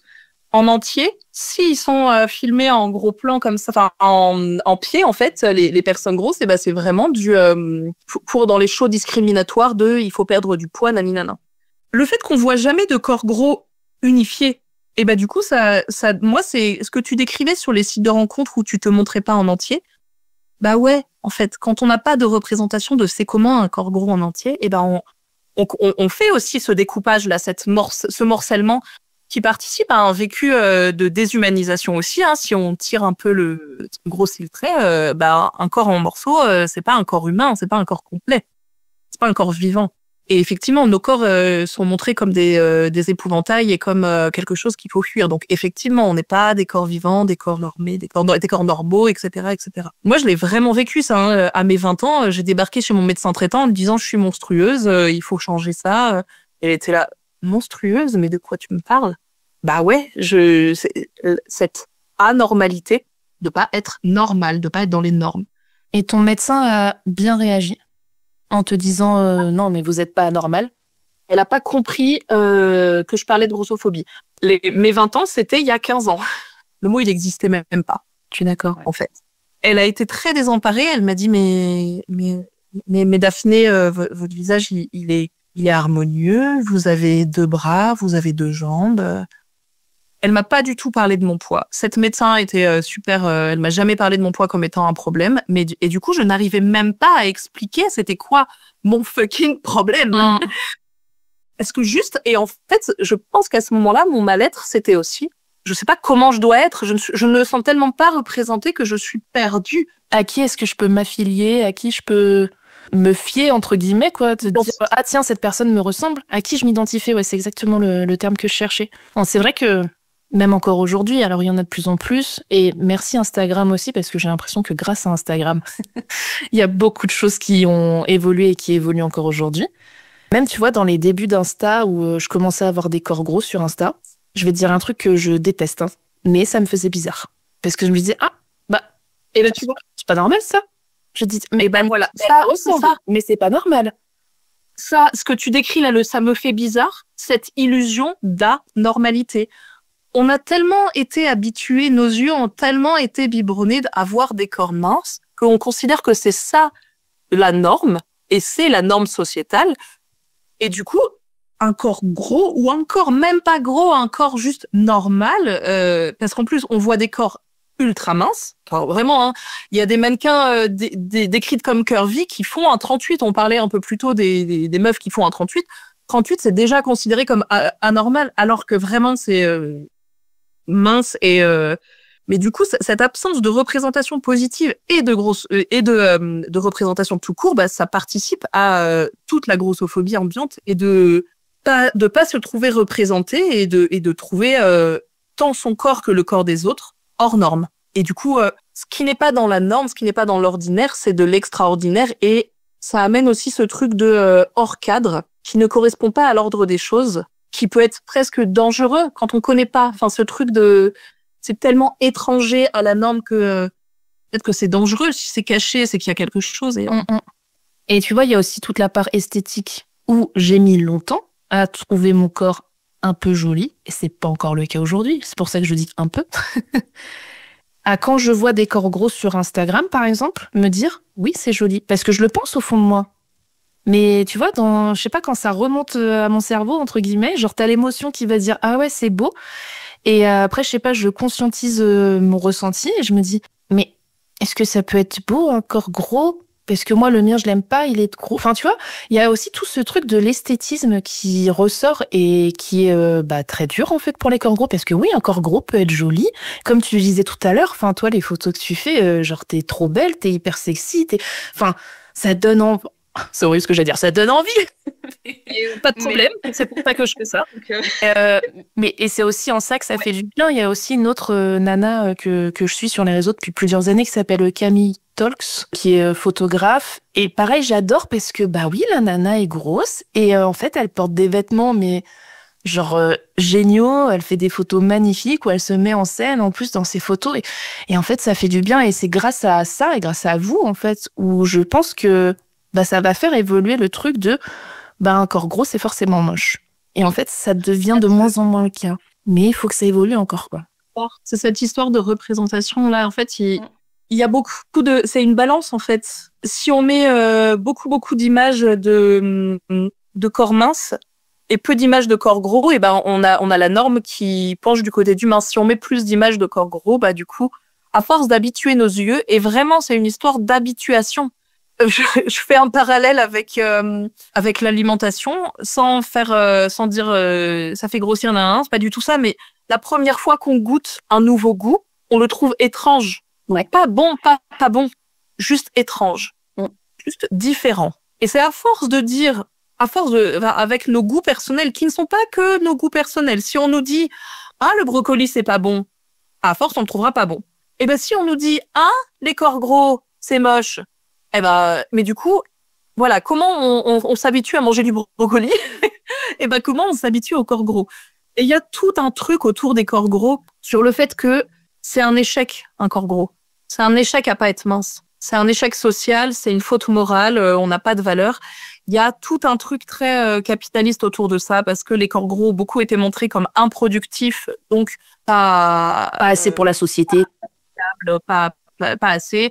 En plus de ça, c'est quand même hyper intéressant de nous faire penser à toujours maigrir. Comme ça, on achète des trucs pour maigrir, on n'est jamais... à force de provoquer un désir de changement de trucs, ça fait consommer à fond les ballons. Bien sûr. Et au-delà de ça, il y a aussi la norme dominante. Les personnes socialement valorisées aujourd'hui sont des personnes minces parce que c'est considéré comme une faute morale d'être gros depuis les années 20 à peu près, où il y a eu un changement de la norme dans les corps très très fort, où la grosseur était plus, où l'embonpoint n'était plus synonyme de bonhomie et de valorisation sociale. Mais il y a vraiment tout un changement parce que c'est devenu l'accès à l'alimentation était moins compliqué pour les classes populaires. Et du coup, manger, pas forcément bien manger, mais manger, c'était OK maintenant pour les pauvres. Du coup, non, mais comment on fait quand on veut montrer qu'on n'est pas pauvre? Un marqueur social aussi qui est sous-jacent à ça. Tout un pan raciste aussi et colonial de certaines formes sont quand même caractéristiques de certaines ethnies. Et du coup, si on repart du principe de la pyramide et que dans l'imaginaire raciste, dans la norme raciste, c'est être blanc qui est tout en haut, les corps blancs sont souvent des corps minces ou considérés comme minces. Et du coup, tout ce qui sort de cette norme-là, donc il y a tout ça dans la grossophobie aussi. Il y a tout le pan social, patriarcal aussi, enfin sexiste. Si on est préoccupé par la taille de nos culs et notre désirabilité aux yeux des hommes, on n'est pas préoccupé à faire la révolution féministe. C'est ça. On a moins de temps pour. C'est bizarre. On a nettement moins. Et puis surtout, on sa femme, parce que quand on sa femme, on perd du poids. On est moins productive et tout ça. Il y a pas mal de bouquins sur le... pas productive, mais on est moins... on a moins d'énergie pour être combative, quoi. Attentive au combat à mener, tout à fait. Il y a pas mal d'écrits sur la fin, le fait d'affamer les femmes, qui est un outil de domination. Parce qu'en fait, tout ça, c'est une histoire de domination. Et oui. On y revient toujours. Toujours. Ah, mais en vrai, dans les sujets... Mais tous les sujets, quand on parle d'oppression et de hors normes, c'est toujours ça, dans le fond. Cette histoire de hiérarchie, cette histoire de domination et cette histoire de comment on reproduit aussi ces schémas et qu'on intègre. Quand on veut maigrir, c'est aussi parce qu'à un moment, on en a marre d'être en bas de la hiérarchie. Et tout à fait. Et on intériorise cette violence et ces normes. On les intériorise, on les légitime. Moi, j'avais complètement intégré l'idée que les gros valent moins. Et que oui, c'était normal qu'on me dise qu'il fallait que je maigrisse et qu'on me dise un tas de remarques parce qu'au fond, c'est pour mon bien. Bien sûr. Mais il y a un vrai truc de conscientiser le fait de vouloir perdre du poids. Enfin, comme je le disais un petit peu tout à l'heure, franchement, tous les jours de ma vie, je pense à me dire... Enfin, tous les jours de ma vie, il y a au moins un moment où je me dis ça serait plus facile si t'étais plus mince, tu vois. Ah oui, bien sûr, ça serait complètement vrai. Mais il y a aussi, tu vois, l'autre version, je me dis, et pourquoi est-ce que tu n'essaierais pas de t'accepter un petit peu comme t'es, en fait? Pourquoi est-ce qu'il faudrait toujours faire plus pour appartenir à ce cercle, à ce truc, à cette société, machin et tout? Donc ça, c'est déjà un premier point. Mais parfois aussi, on est toujours en déconstruction, hein, mais c'est très long, enfin, vraiment, c'est long. C'est énorme, et déjà, bravo pour ça, hein. Mais tu vois, il y a aussi eu un moment où je me suis dit, pourquoi est-ce que tu veux perdre du poids?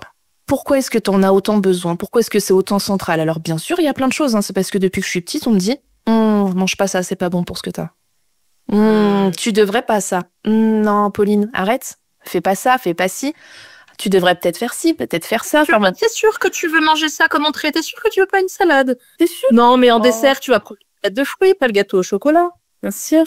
Je dis ça va. Bien, hein. Toute mon enfance, j'ai entendu c'est pas bon pour ce que t'as. Ne mange pas ça, c'est pas bon pour ce que t'as. Je ne jette pas la pierre à mes parents parce qu'ils font partie aussi de ce système et voilà, c'est comme ça. Ils s'en rendent pas compte. Ils ne s'en rendaient pas compte. Et encore aujourd'hui, j'ai 2 nièces, dont une qui a 8 ans. Et ça m'a fendu le cœur à Noël. Elle a 8 ans. Hein. Elle me dit, Tata, je me trouve grosse. Et je lui dis, mais ma biche, c'est quoi? D'où t'es grosse? J'ai dit, regarde, Tata, elle est grosse. Et genre, vraiment, je lui montre mes bourrelets, je lui montre mes cuisses et tout. Je lui dis, ça, tu vois, ma biche, ça, c'est gros. Et je lui dis, mais c'est pas grave, en fait. Enfin, c'est pas grave, regarde, Tata, elle va bien, elle joue avec toi, elle est en bonne santé. Bon, je vais pas tout faire mon bilan sanguin, mais voilà, je lui ai dit, Tata, elle est en bonne santé, enfin, je cours, tu vois, on fait plein d'activités ensemble, ça n'empêche en rien. J'ai dit, et vraiment, toi, tu n'es pas grosse. Et je lui ai dit, enfin, je veux pas dire son prénom, mais t'as 8 ans. Ouais. J'ai dit, à 8 ans, il n'y a pas encore d'histoire de t'es gros, t'es pas gros, t'es machin. Et là, je me suis dit, mais... Ouais. À quel point ça infiltre ces croyances-là jusqu'à des louloutes de fucking 8 ans. C'était bébé. On est sorti de cette discussion, j'étais... Oh là là. Ça a dû être bouleversant. C'est dur. Ouais, franchement, c'est dur. Et c'est pas juste. Et c'est pas juste pour les enfants, mais en même temps, c'est tellement compliqué de vivre quand on est gros. Et vraiment, hein, c'est Daria Marx, une militante, qui disait « Ah non, mais moi, je le recommande pas. Hein. Être gros, c'est difficile. Et puis, les minces le supporteraient pas. » C'est pas mal. En vrai, la violence, là, c'est trop cool. Et moi, je suis trop contente que cette petite fille dont tu parles, elle ait une tata qui ait pu lui dire ça un jour. Moi, j'aurais tellement aimé à mes 8 ans qu'on me dise « c'est ok, Daphné ». Parce que, en même temps, on a grandi, toi et moi, dans cette situation où nos parents, nos proches ont reproduit ces oppressions, aussi parce qu'ils avaient bien conscience de cette pyramide et parce qu'ils voulaient nous en protéger. Et qu'il y a cette croyance de être gros, c'est pas être en bonne santé. Et donc, la santé, c'est quand même un des trucs que tu peux souhaiter et que tu veux pour tes proches et pour ceux que t'aimes. Bien sûr, c'est normal. Voilà. Donc, on reproduit et on valide la violence et on l'intègre même pour nous-mêmes. Et c'est en ça aussi que la grossophobie, elle est vraiment ambiante et insidieuse. C'est que dès les toutes premières sphères de socialisation, en tant qu'enfant, les premiers liens que tu as, c'est avec les parents, les proches des parents, l'école, etc. Toutes les premières sphères de socialisation et de soins et du care, du prendre soin, reproduisent aussi ces oppressions. Cette petite louloute, elle l'a entendu quelque part. Ça lui vient pas. Enfin, un enfant tout seul il te dira pas je suis gros. Elle a entendu, elle a vu des choses qui font. Et on souhaite en tant qu'adulte, en tant que parents, pour nos enfants qu'ils ne vivent pas mal leur vie. Et insidieusement, les gens ont bien conscience que c'est pas évident d'être gros. Donc on fait en sorte, on fait comme si c'était un choix. Et clairement, hein, moi si j'avais eu le choix, toute militante que je suis, je pense que je préférerais être mince. Hein. Bah, la facilité, elle donne envie à tout le monde. Hein. Enfin, on va pas se jeter la pierre. C'est normal. Attends, mais de pas être oppressée au quotidien et d'attendre mes 35 ans pour pouvoir juste me dire ah bah c'est pas juste. Et puis quand bien même me le dire c'est super. Il n'empêche que mon cul il rentre toujours pas dans les fauteuils. Hein. Enfin, au moins d'arrêter de m'en vouloir et d'arrêter d'avoir honte d'évoluer dans l'espace public parce que c'est ça. Hein. C'est vraiment de la violence au quotidien, des micro-agressions comme on dit, des plus ou moins micro, hein, parce que des fois c'est des agressions beaucoup plus directes. Et pourquoi cette envie de mincir et de maigrir, elle reste beaucoup là? Quand on parlait des avant-après de mon corps est un repoussoir, on passe notre vie à entendre. Enfin, moi, j'ai passé toute une partie de ma vie à entendre que mon corps, de comme je suis, ça devrait pas exister. Enfin, tu dois, à l'intérieur de chaque grosse, il y a une mince qui attend d'être révélée. Pour enlever la cape comme ça, tu sais, genre, allez, c'est bien. Voilà, mais oui, c'était ça. C'est parce qu'en fait, ah oui, je mange mes émotions, blablabla, mon cul sur la commode. Pardon. Mais non, mais enfin, ça va bien, la psychologisation à 2 francs. Est-ce que c'est parce que tu manges tes émotions que t'as les cheveux bruns? Non. Bon, alors. C'est pas, hein, j'ai mangé beaucoup de Nutella, tu sais, alors peut-être c'est ça. Elle ressort sur les cheveux. Mais oui, c'est ça.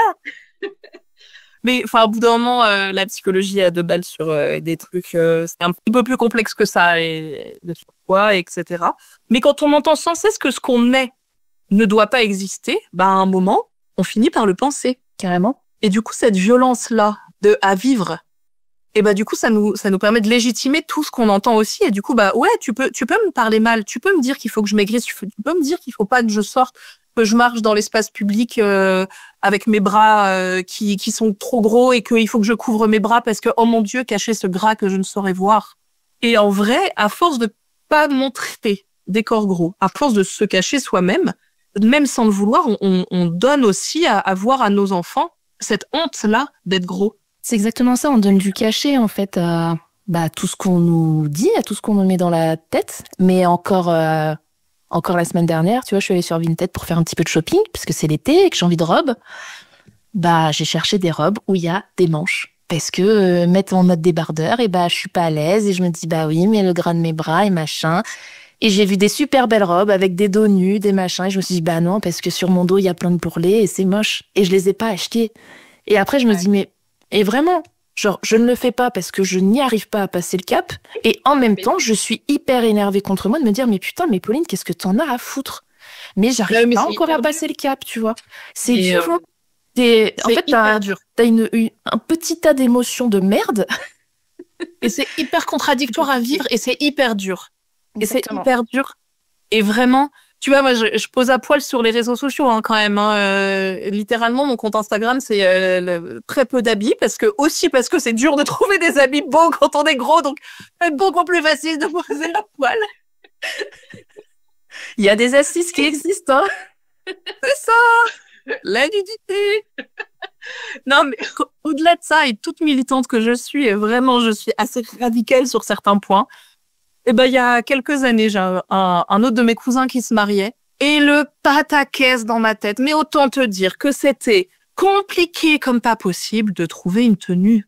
Et vraiment, il y a une robe que j'aurais adoré mettre, qui était décolletée presque à l'arrêt de mes fesses, dans mon dos. Hyper moulante, bleue, trop belle et tout. Enfin, mais j'ai pas pu la mettre. Elle était tellement moulante qu'on voyait la cellulite de mes cuisses au travers. Et ça, je savais que dans ma famille, ça allait pas être possible. Que vraiment, j'aurais eu tellement de regards que je les aurais pas tolérés et que j'aurais pas pu gérer ça toute la soirée. J'ai opté pour une autre option et une option avec des toutes petites manches qui couvrent à peine le dessus des épaules et tous mes bras nus. Alors, mes bras sont tatoués. C'est pas pour rien que je les ai tatoués. C'est comme ça, je cache un peu mon gras, mine de rien. Bah, mes draps sont tatoués au même endroit que les tiens. Donc, regarde, hop là, des petites manches. Des petites manches en tatou. Là. Sur les petites escalopes des bras qui... Mais du coup, déjà ça, ce petit haut un peu décolleté que j'ai porté sans soutien-gorge. Alors là, j'ai cru qu'une de mes tantes allait faire une syncope. Mon Dieu. Mais madame... Mais madame, enfin! Oh, vous avez des seins, mais oh! Et mes bras, ils bloblotent. Et pas de soutien-gorge. Mais vraiment, déjà ça a été compliqué. Et pour moi, je savais que je faisais un truc de ouf. Ouais. Alors qu'en vrai, je pose à poil, mais bon, la majorité de ma famille le sait pas. Et à ce moment-là, tu sais quoi? Ma petite nièce qui m'a dit « Tata, t'es trop belle. » Et j'étais trop belle avec tout mon gras, en fait, aussi. Et c'était ça qu'elle me disait, parce que la petite a 9 ans. Donc, on n'est pas sur un enfant de 3 ans qui dit « Il était heureuse comme une princesse. » Elle est consciente. Bien plus que ça. Et là, ce qu'elle me disait, c'était « Hey, c'était en pleine canicule, il faisait hyper chaud, j'avais chaud même avec les mini-manches. J'aurais préféré être en bustier, tu vois, mais j'arrive pas à trouver de bustier. Sans être à découvert pendant 6 mois. Oui, voilà. Et en fait, mais là, cette petite et je me dis, bah, au moins, cette petite nièce, à un moment, aura vu le gras de mes bras. Ouais. Et elle voit pas ça dans le reste de ma famille. Et du coup, bah, à ce moment-là, elle l'aura retenu. Et je pense que ça, et ben voilà, j'ai une tata que j'ai trouvée trop belle et qui avait du gras au bras. Pas, mais elle avait. Ouais. Et du coup, je me dis, bah, cette petite, si un jour elle a du gras au bras, et ben peut-être qu'elle se dira, je vais être trop belle comme Tata Daphné. Mais en même temps, c'est aussi OK de pas tout le temps faire du militantisme. Parce que mettre un débardeur, c'est militant. C'est con, hein. Mais c'est ça, on peut pas c'est ça de pas être dans la norme aussi. C'est que la moindre chose, comme anodine, comme s'habiller en débardeur parce qu'on a chaud, comme manger qui est un truc vital, quand même, hein. On parle... Et ben, quand on fait ça dans l'espace public, c'est presque militant. C'est vraiment un truc de... voilà, elle ose montrer ses bras. Elle ose se montrer en mangeant. Parce qu'il y a un gros truc autour des personnes grosses qui mangent et qui est pas en train de manger de la salade. Tout à fait. Manger en public, c'est toujours... tu sens qu'il y a quelqu'un qui te regarde. Ça, c'est à la fois on est regardé et à la fois on pense qu'on est regardé. C'est deux choses. Oui, oui. C'est Solène Karoff qui est une sociologue et qui a fait une thèse sur, je cite la thèse parce que c'est quand même pas inintéressant le titre, « Le surpoids, un stigmate acceptable ». Ça reprend aussi ce que disait le gars de l'Observatoire de la discrimination. Et Solène Karoff, elle explique que la grossophobie génère un rapport à la nourriture, au corps, à soi et aux autres. Donc ça génère un rapport empreint de souffrance et de souffrances qui sont niées. On n'a même pas conscience qu'on souffre. Quand on intègre ces souffrances et cette hiérarchisation des corps, ça a des conséquences très concrètes sur nos comportements et nos pensées et sur nos pratiques. Et ça fait des pratiques d'autorestriction et des pratiques d'autocensure. On se censure quand on montre pas nos bras. On se censure quand on mange pas, t'as envie d'un burger et de pas manger un burger en public. Et rien que le fait d'aller au fucking resto et de manger, je sais pas, tu vas dans un resto de fromage, tu vas pas bouffer une salade. Au bout d'un moment, c'est normal de manger On a le droit de se faire plaisir, quoi. Ça veut pas dire qu'on mange ça à tous les repas, toute la journée et tous les jours de l'année. Quand bien même. Et même si c'était le cas, foutez la paix aux gens, quoi. Qui mangent ça tout le temps et qui sont minces. Donc c'est pas ça, en fait. C'est exactement bien plus compliqué que ça. Et du coup, le fait que nos corps, quand on disait au tout début, c'est politique. Nos corps sont politiques dans l'espace public. Rien que de marcher et de pas marcher la tête basse, de juste marcher dans l'espace public, de laisser nos bras, nos jambes, nos corps juste exister dans l'espace public. Rien que ça, c'est tellement compliqué à cause de cette hiérarchisation des corps que c'est politique, en fait. De pas cacher tout le temps nos bras. Et que des fois, il faut qu'on les cache. Parce que c'est fatigant d'être regardé tout le temps. Il y a des jours où, moi, il y a des jours où flemme. Et j'ai pas envie de dealer avec le regard des gens. Et c'est pas parce que j'ai des complexes, hein. C'est juste que je sais qu'il y a des regards. Et que là, j'ai juste envie d'aller chercher du pain ou d'aller... Et du coup, je me couvre plus dans ces moments-là. Au-delà du fait d'être une meuf dans l'espace public. C'est encore une autre histoire, mais... C'est encore un autre sujet. Mais oui, bien sûr. Bien sûr. On a un peu abordé par soupçon la partie médicale. Je sais pas toi de ton côté, mais moi j'ai déjà eu des expériences, autant qu'avec les hommes d'ailleurs, nulles avec le corps médical, à base de oui mais là vous avez ça, mais il faudrait perdre du poids, alors que c'était pas du tout le sujet du rendez-vous. Et encore très récemment, l'année dernière, j'ai fait une dépression. Mon médecin a été super sur toute la partie dépression, franchement, au top, génial. Et puis, à un des derniers rendez-vous, elle me dit quand même, une fois qu'on aura vraiment terminé ça, il faudrait quand même qu'on reparle de votre poids. Et je lui dis, pourquoi ?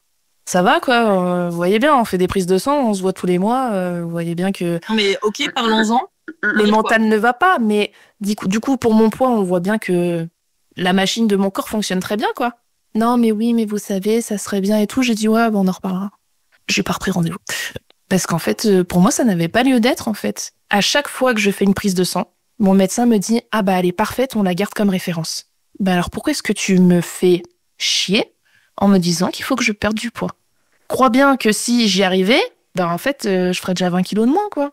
Mais tu vois bien que mon corps, il n'y arrive pas, qu'en plus j'ai des problèmes hormonaux qui font que... Tu t'es au courant de tout ça. Pourquoi est-ce que tu me saoules encore avec mon poids ? Ouais. Je ne sais pas. Il y a un lobby. Mais ça revient avec ce que tu disais tout à l'heure, sur que c'est un commerce, la diète, la perte de poids, le régime, tout ça.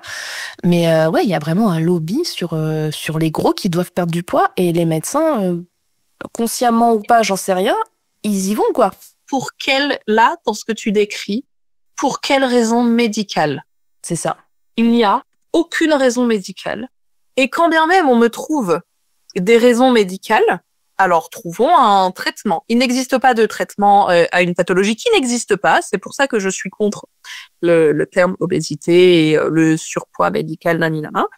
En revanche, un truc qui a été très très prouvé, c'est l'impact négatif des régimes restrictifs. Impact négatif sur la santé mentale et la santé physique. Il a été montré également que la grossophobie ambiante amène un taux de stress et donc un taux de cortisol plus élevé chez les personnes grosses. Et ça, c'est plus délétère à terme sur le système cardiovasculaire, le système respiratoire, etc. Donc en fait, on est plus en danger pour notre santé à cause de la grossophobie plutôt que à cause du fait d'être gros.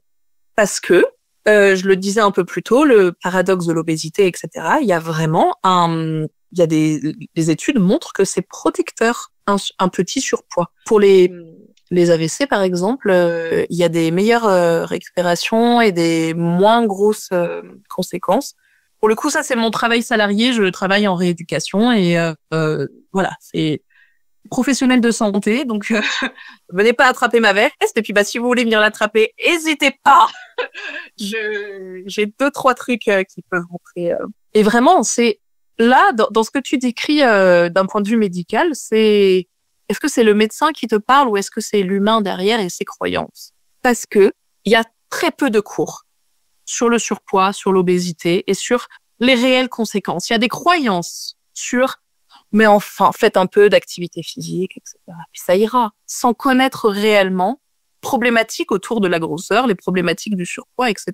Et clairement, alors j'ai eu cette chance-là, personnellement, d'être assez peu exposée à ça, quoique je pense que j'ai surtout quand j'ai vécu des expériences négatives, je l'ai trouvé tellement normal que je m'en souviens même plus. Depuis que je suis assez informée par rapport à ça, j'avoue que je biaise complètement le contact médical, dans le sens où, quand je rencontre un nouveau professionnel de santé, je lui dis, je suis militante anti-grossophobie, d'emblée. Ça réagit comment en face quand tu dis ça? Alors, souvent, les professionnels que je rencontre sont des personnes qui m'ont été conseillées, donc je sais que je suis en service. Et les personnes, j'ai des super réactions des soignants qui me disent, OK, dites-moi. Moi, je suis pas assez formée, informée. Si le moindre truc, dites-moi. Et ça, c'est trop cool. J'ai mon ancienne médecin traitant qui est en retraite, hélas, qui elle a été formée et elle me l'avait pas dit qu'elle était formée à l'accueil des personnes grosses et pas une fois dans toute la prise en soin. J'en ai pleuré quand elle m'a dit qu'elle partait en retraite parce que je lui ai dit mais comment je vais faire ça Et je lui ai dit mais juste ça a jamais été une question, ça a jamais été un problème. Les fois où elle m'a pesé, c'est parce qu'il y avait des traitements qui pouvaient engendrer une prise de poids et elle me l'a dit. Elle m'a demandé, est-ce que vous voulez savoir votre poids ou pas? Moi, j'en ai besoin pour moi. C'est chouette. Parce que le traitement que je vais vous prescrire peut amener une prise de poids et de la rétention d'eau. Et ça, ce sera pas bon pour votre cœur. Donc, j'ai besoin de savoir s'il y a une prise de poids. Tu sais quoi, la pèse-moi dans ces moments-là, j'ai aucun problème. Et ça, je le comprends. Oui, il y a des traitements qui font de la rétention d'eau, c'est pas bon, machin. Enfin, et bien sûr qu'il faut voir si il reste pareil. Pas est-ce qu'il descend, est-ce qu'il monte, il faut descendre. Alors, ça reste hyper rare, hein, des soignants. J'ai jamais eu le cas. Ouais, la seule chose qui me console dans cette histoire de retraite pour cette médecin, c'est que elle continue à exercer à 20% à peu près au planning familial. Et donc, je me dis qu'il y a des petites meufs qui seront très bien accueillies. Cette dame absolument exceptionnelle, cette médecin géniale. Du coup, je me dis, bon, d'accord, exerce plus en libéral, mais au moins... Et en même temps, ça m'a fait prendre conscience, cette expérience positive-là, que c'était ça la norme. C'était même pas une expérience positive, c'était une expérience normale. Ouais. Et du coup, mon niveau d'exigence, il est là maintenant. Et là, ma nouvelle médecin traitant, il y a pas très longtemps, m'a fait une mini remarque qui était pas, et à chaque fois, les gens pensent pas à mal, hein. Ça, il y a vraiment ce truc c'est pas que c'est des connards et que c'est des gens méchants. C'est juste des gens qui sont dans cette pyramide de croyances, dans la hiérarchisation des corps et dans la croyance que le corps gros est un corps qu'on choisit, ou le manque de volonté, ou la fainéantise, ou la nanani, ou on mange pas bien, et blablabli, et blablabla. Cette médecin m'a fait une petite recommandation sur un truc par rapport à un petit point dermatologique. J'avais une petite plaque qui était vraiment sur mon torse, au niveau de mon sternum. Donc, à un des seuls endroits de mon corps où il n'y a pas de plis. Quand même, hein. C'est plat. C'est très plat, c'est un peu dur, même, il y a un autre à loin. Comme je te demande. Oui, voilà. Mais du coup, parce que moi, je suis un Shar-Pei, je sais, hein, j'ai des plis, j'ai du... Mais c'est trop mignon, un Shar-Pei. Du coup, ok. Et j'avais une petite plaque à cet endroit-là. Du coup, je lui demande qu'est-ce que c'est, une crème et tout. Bon. Et là, elle me dit oui, parce que, quand même, des fois, quand on transpire, et je dis pas, moi, je transpire de fou dessous les seins. Oui. Parce que, ils sont là, mes seins, et puis, on se sait. Eh oui, mais et puis, ils pendent parce qu'il y a un truc quand même phénoménal qui s'appelle la gravité, qui fait que, oui, hein, ils ne sont pas perpendiculaires au sol, enfin, bref. Du coup, oui, je transpire dessous les seins. Et là, elle me fait un petit topo sur oui, les plis, machin, bien se sécher entre les plis, machin. J'ai rien dit sur le coup parce que ça m'a mouché. Et elle était accompagnée d'une interne. Et du coup, une personne extrêmement mince aussi. Et du coup, ça m'a un peu trigger. La fois d'après, je dois la voir régulièrement pour des traitements. Donc, je la revois 3 semaines après. Et là, j'avais préparé mon petit topo. J'avais écrit sur mon téléphone une petite note. Et je lui ai dit, avant de commencer, alors, peut-être que je vais un peu pleurer parce que c'est quelque chose qui me touche, mais ça va et je suis pas en colère. Mais je voulais vous dire, et j'ai sorti mon téléphone, j'ai pris une respiration. En fait, là, j'ai pas mis la crème que vous m'aviez prescrite parce que j'estime que c'était pas un truc adapté. Parce que là, moi, je transpire pas du plexus, du sternum, je transpire pas. Et puis vous savez pas le nombre de fois qu'on dit aux personnes grosses de s'essuyer les plis parce que quand même ça pue et puis c'est ça, puis ça fait des mycoses et tout. Et en fait, les deux sont tombés des nues parce qu'il y en a une qui est mince, l'autre qui est très mince et qui ont fait pardon. On se rendait pas compte. La jeune interne, qui est une professionnelle en formation, qui commence à dire oui, mais parce que mes machins, elle a essayé de se justifier, alors que, et là, ma médecin, que j'ai trouvé trop chouette, a mis sa main sur l'avant-bras de sa stagiaire en disant non. Là, juste, on dit pardon. Elle a donné un conseil non sollicité. Et juste, pardon. J'avais aucune conscience que c'était des conseils que vous aviez déjà entendus.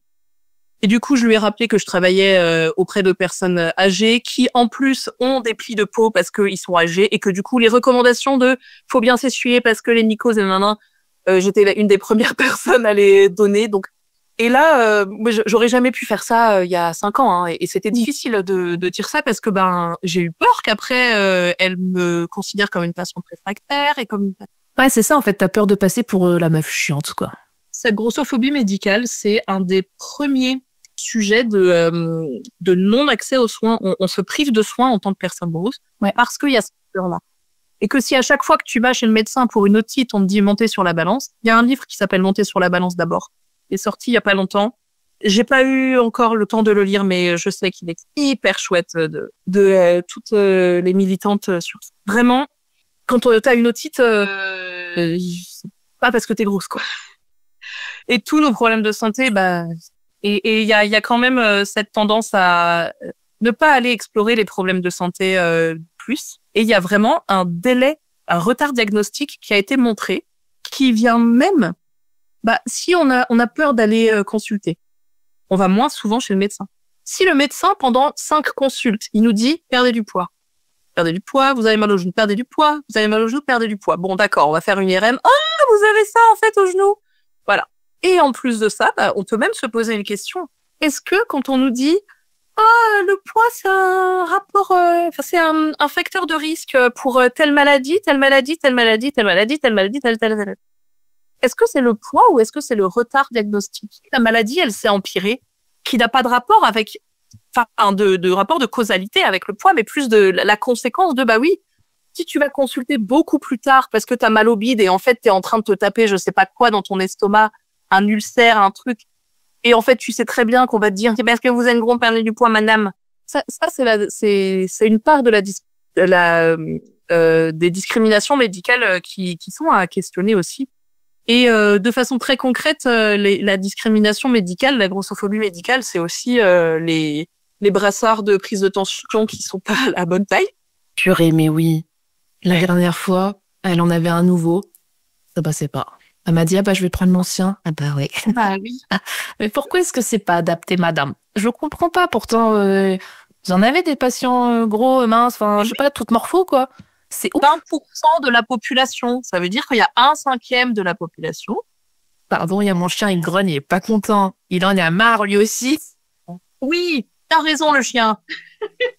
Lui aussi, on considère comme gros, d'ailleurs. Il en a marre.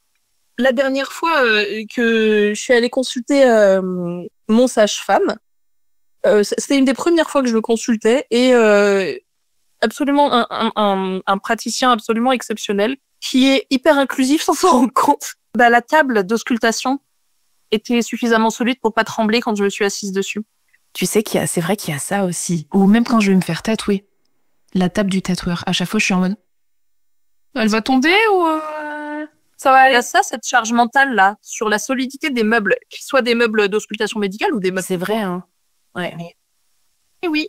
Tu vois, là, j'y ai même pas pensé, mais quand t'en parles, je suis en mode, bah oui, c'est vrai qu'à chaque fois, je me pose la question de me dire, la chaise, elle va être assez solide, là.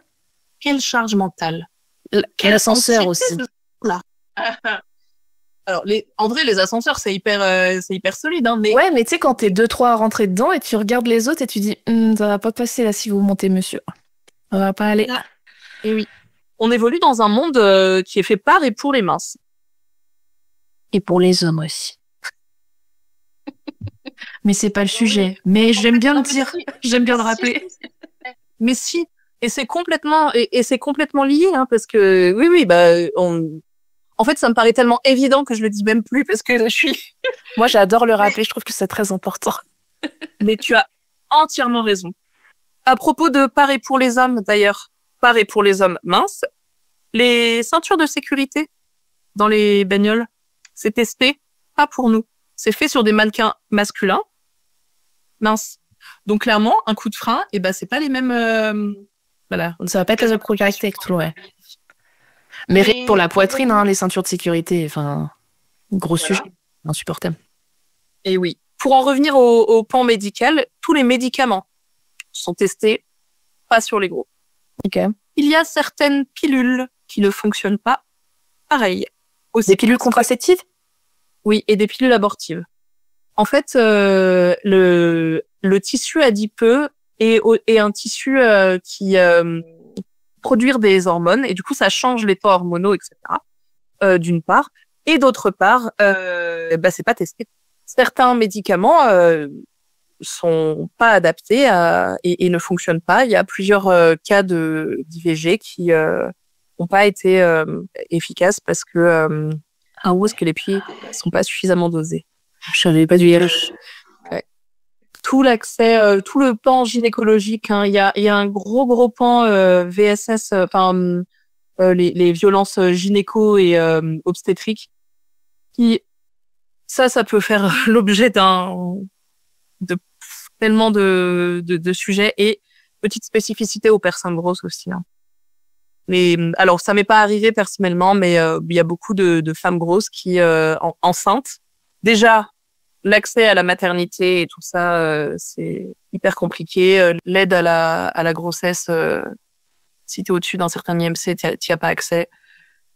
Je suis pas directement concernée, donc je vais pas, j'ai pas tous les, puis je suis pas la mieux placée pour en parler, mais les personnes qui te disent quand ils font une échographie, je vois rien au travers de votre gras. Il y a beaucoup de femmes grosses qui ont entendu ça. Et personnellement, moi, s'il y a une violence que j'ai vécue, d'un point de vue médical, c'est à la période Covid. J'ai eu le Covid très fort et très violent au tout début de l'épidémie en France, donc en mars 2020. Ça m'a laissé des séquelles importantes. Et ma médecin, dont je te parlais avant, qui était une médecin absolument géniale, vraiment, et non grossophobe. Donc, ce n'est pas ma médecin le problème. C'est le système. À un moment, j'étais en arrêt. Elle m'appelait tous les 2 heures pour savoir si je respirais encore. Ok. Ah oui, voilà. Effectivement, état très grave. Voilà. À ce moment-là, j'étais chez moi. Pourquoi j'étais pas à l'hôpital? Parce qu'on était fin mars, début avril 2020. Le service hospitalier était plus que complet. Et ma médecin m'a expliqué que, en fait, elle n'appellerait pas le SAMU pour me transporter parce qu'ils accepteraient pas. D'une part, parce que j'étais trop faible pour être transportée, et d'autre part, parce que pour m'emmener où, aucun service hospitalier m'accepterait. Parce que les personnes grosses étaient considérées comme plus à risque d'être porteurs, que les services hospitaliers m'accepteraient pas pour me soigner. Il fallait trier les places à l'hôpital. Et c'était un des critères d'exclusion. Le fait d'être une femme et le fait d'être grosse. Et en plus de ça, je suis allergique au latex, et du coup, c'était un facteur de risque parce qu'il y avait que des masques latex qui étaient et des gants latex qui étaient dispo. Donc, quand on parle de discrimination médicale, c'est ça aussi, c'est que à la période Covid, les personnes grosses étaient considérées comme plus à risque et à moitié responsables. Enfin, il y avait un flou artistique. Je pense que j'ai pas eu accès aux soins que j'aurais pu avoir, juste parce qu'il fallait trier et qu'il y avait des critères. Il y a eu des critères d'exclusion, comme l'âge aussi, hein. À partir d'un certain âge, les services hospitaliers acceptaient pas les vieux en réa, parce que voilà. Et moi, j'étais une des personnes pas acceptées en réa. C'est indécent. Ouais. Bon, après, ça a été une période aussi où où l'indécence était au et son du coup, paroxysme. ça a exacerbé Énormément de choses. Ouais. et tous les trucs de la société. Le racisme décomplexé sur les personnes asiatiques, enfin, tu vois, Exactement. tout ça.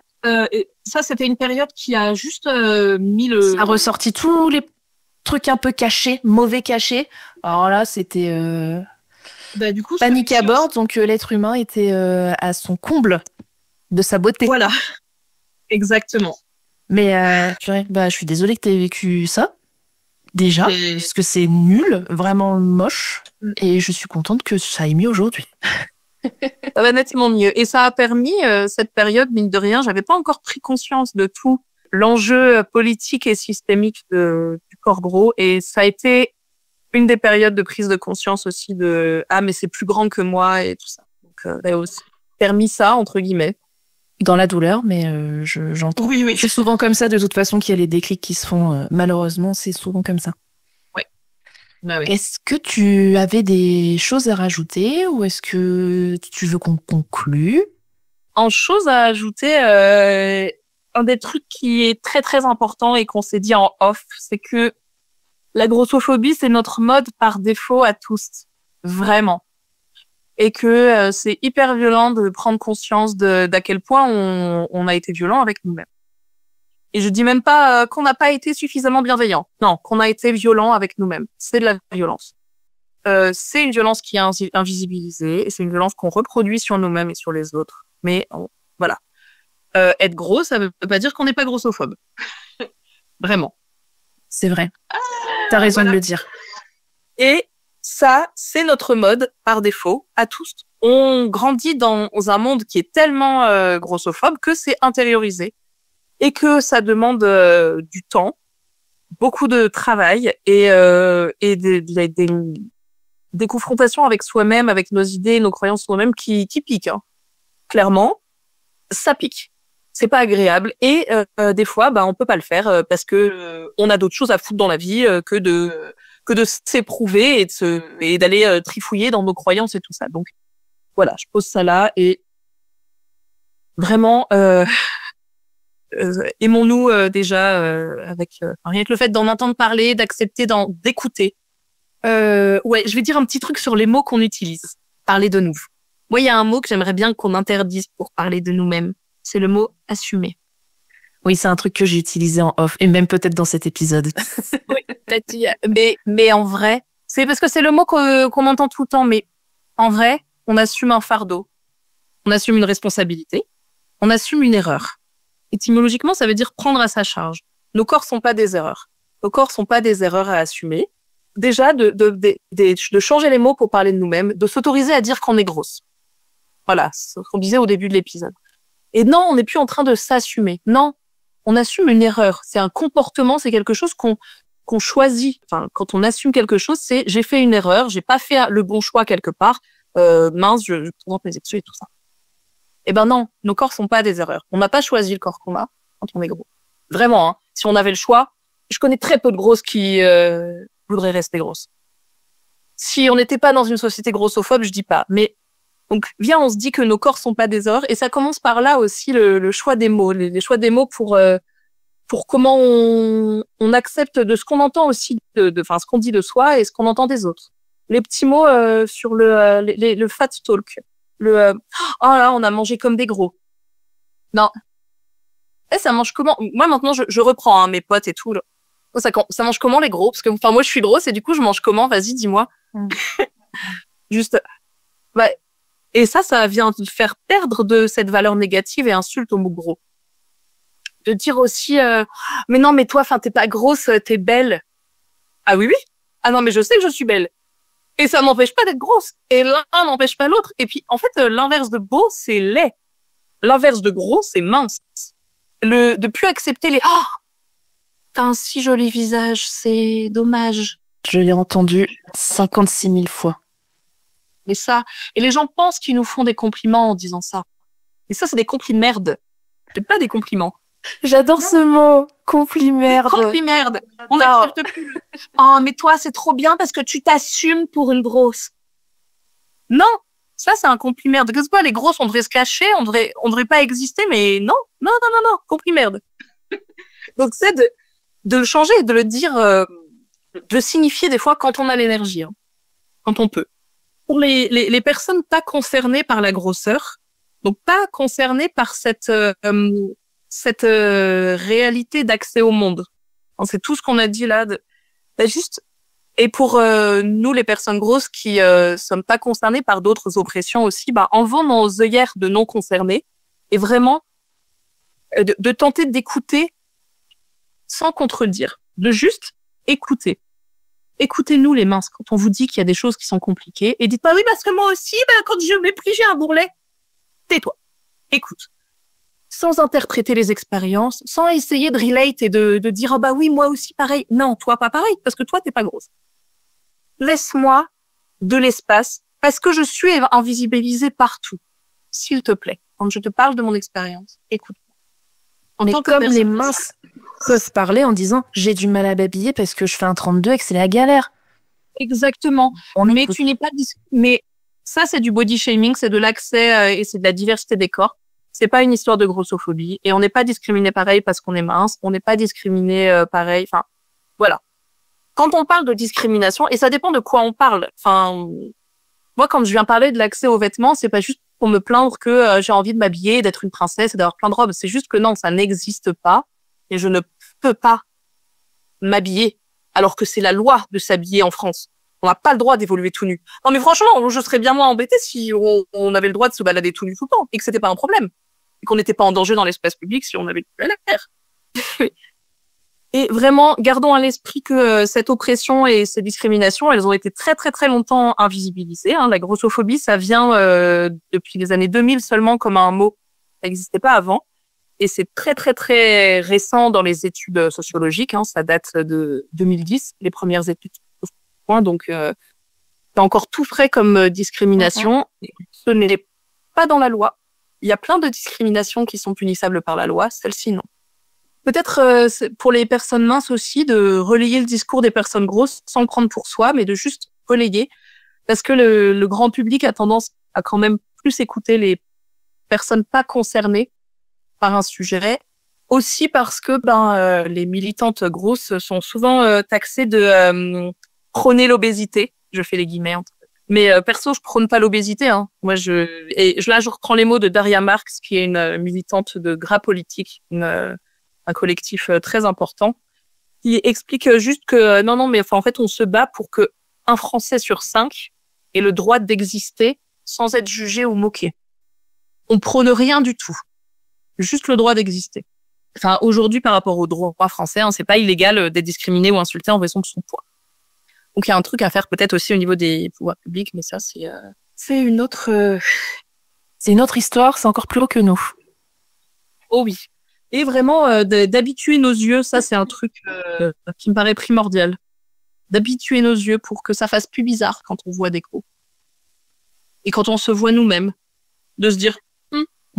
S'habituer à se regarder. Aussi. Pas forcément de façon positive.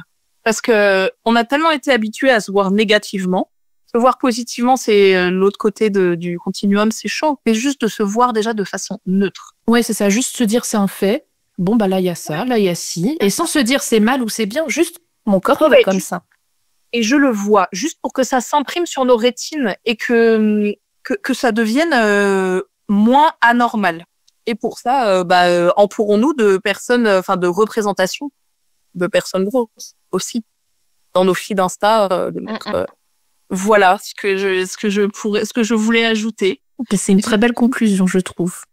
Et puis ensemble, si on peut, pas forcément lutter contre, mais lutter pour de la visibilité, des canaux de prise de pouvoir, lutter pour habituer nos yeux, lutter pour se poser des questions ensemble et questionner aussi soi-même sur son rapport au corps gros. Voilà, on puisse un peu révolutionner tout ça dans notre intime, parce que l'intime, c'est politique. Merci beaucoup, très fort. Merci vraiment beaucoup, Daphné. N'hésitez pas effectivement à partager cet épisode parce que il me tient à cœur et je pense qu'il tient aussi à cœur à Daphné et que c'était important qu'on en parle aujourd'hui et que la parole aussi se libère là-dessus, sur les gens gros, parce que on n'est pas des mauvaises personnes. On est super sympa, ok? On est juste des humains, quoi. On est des humains, ok? Mais en tout cas, merci à tous pour votre écoute. Merci encore Daphné d'être intervenue et d'avoir partagé tout ça. Merci beaucoup de m'inviter et de me laisser cet espace de visibilité. C'est avec plaisir. Je vous dis à très bientôt. Merci d'avoir partagé ce moment avec nous. Si cet épisode vous a plu, n'hésitez pas à en parler autour de vous et sur les réseaux sociaux. Et pour rappel, le podcast à nous deux, c'est un mardi sur 2.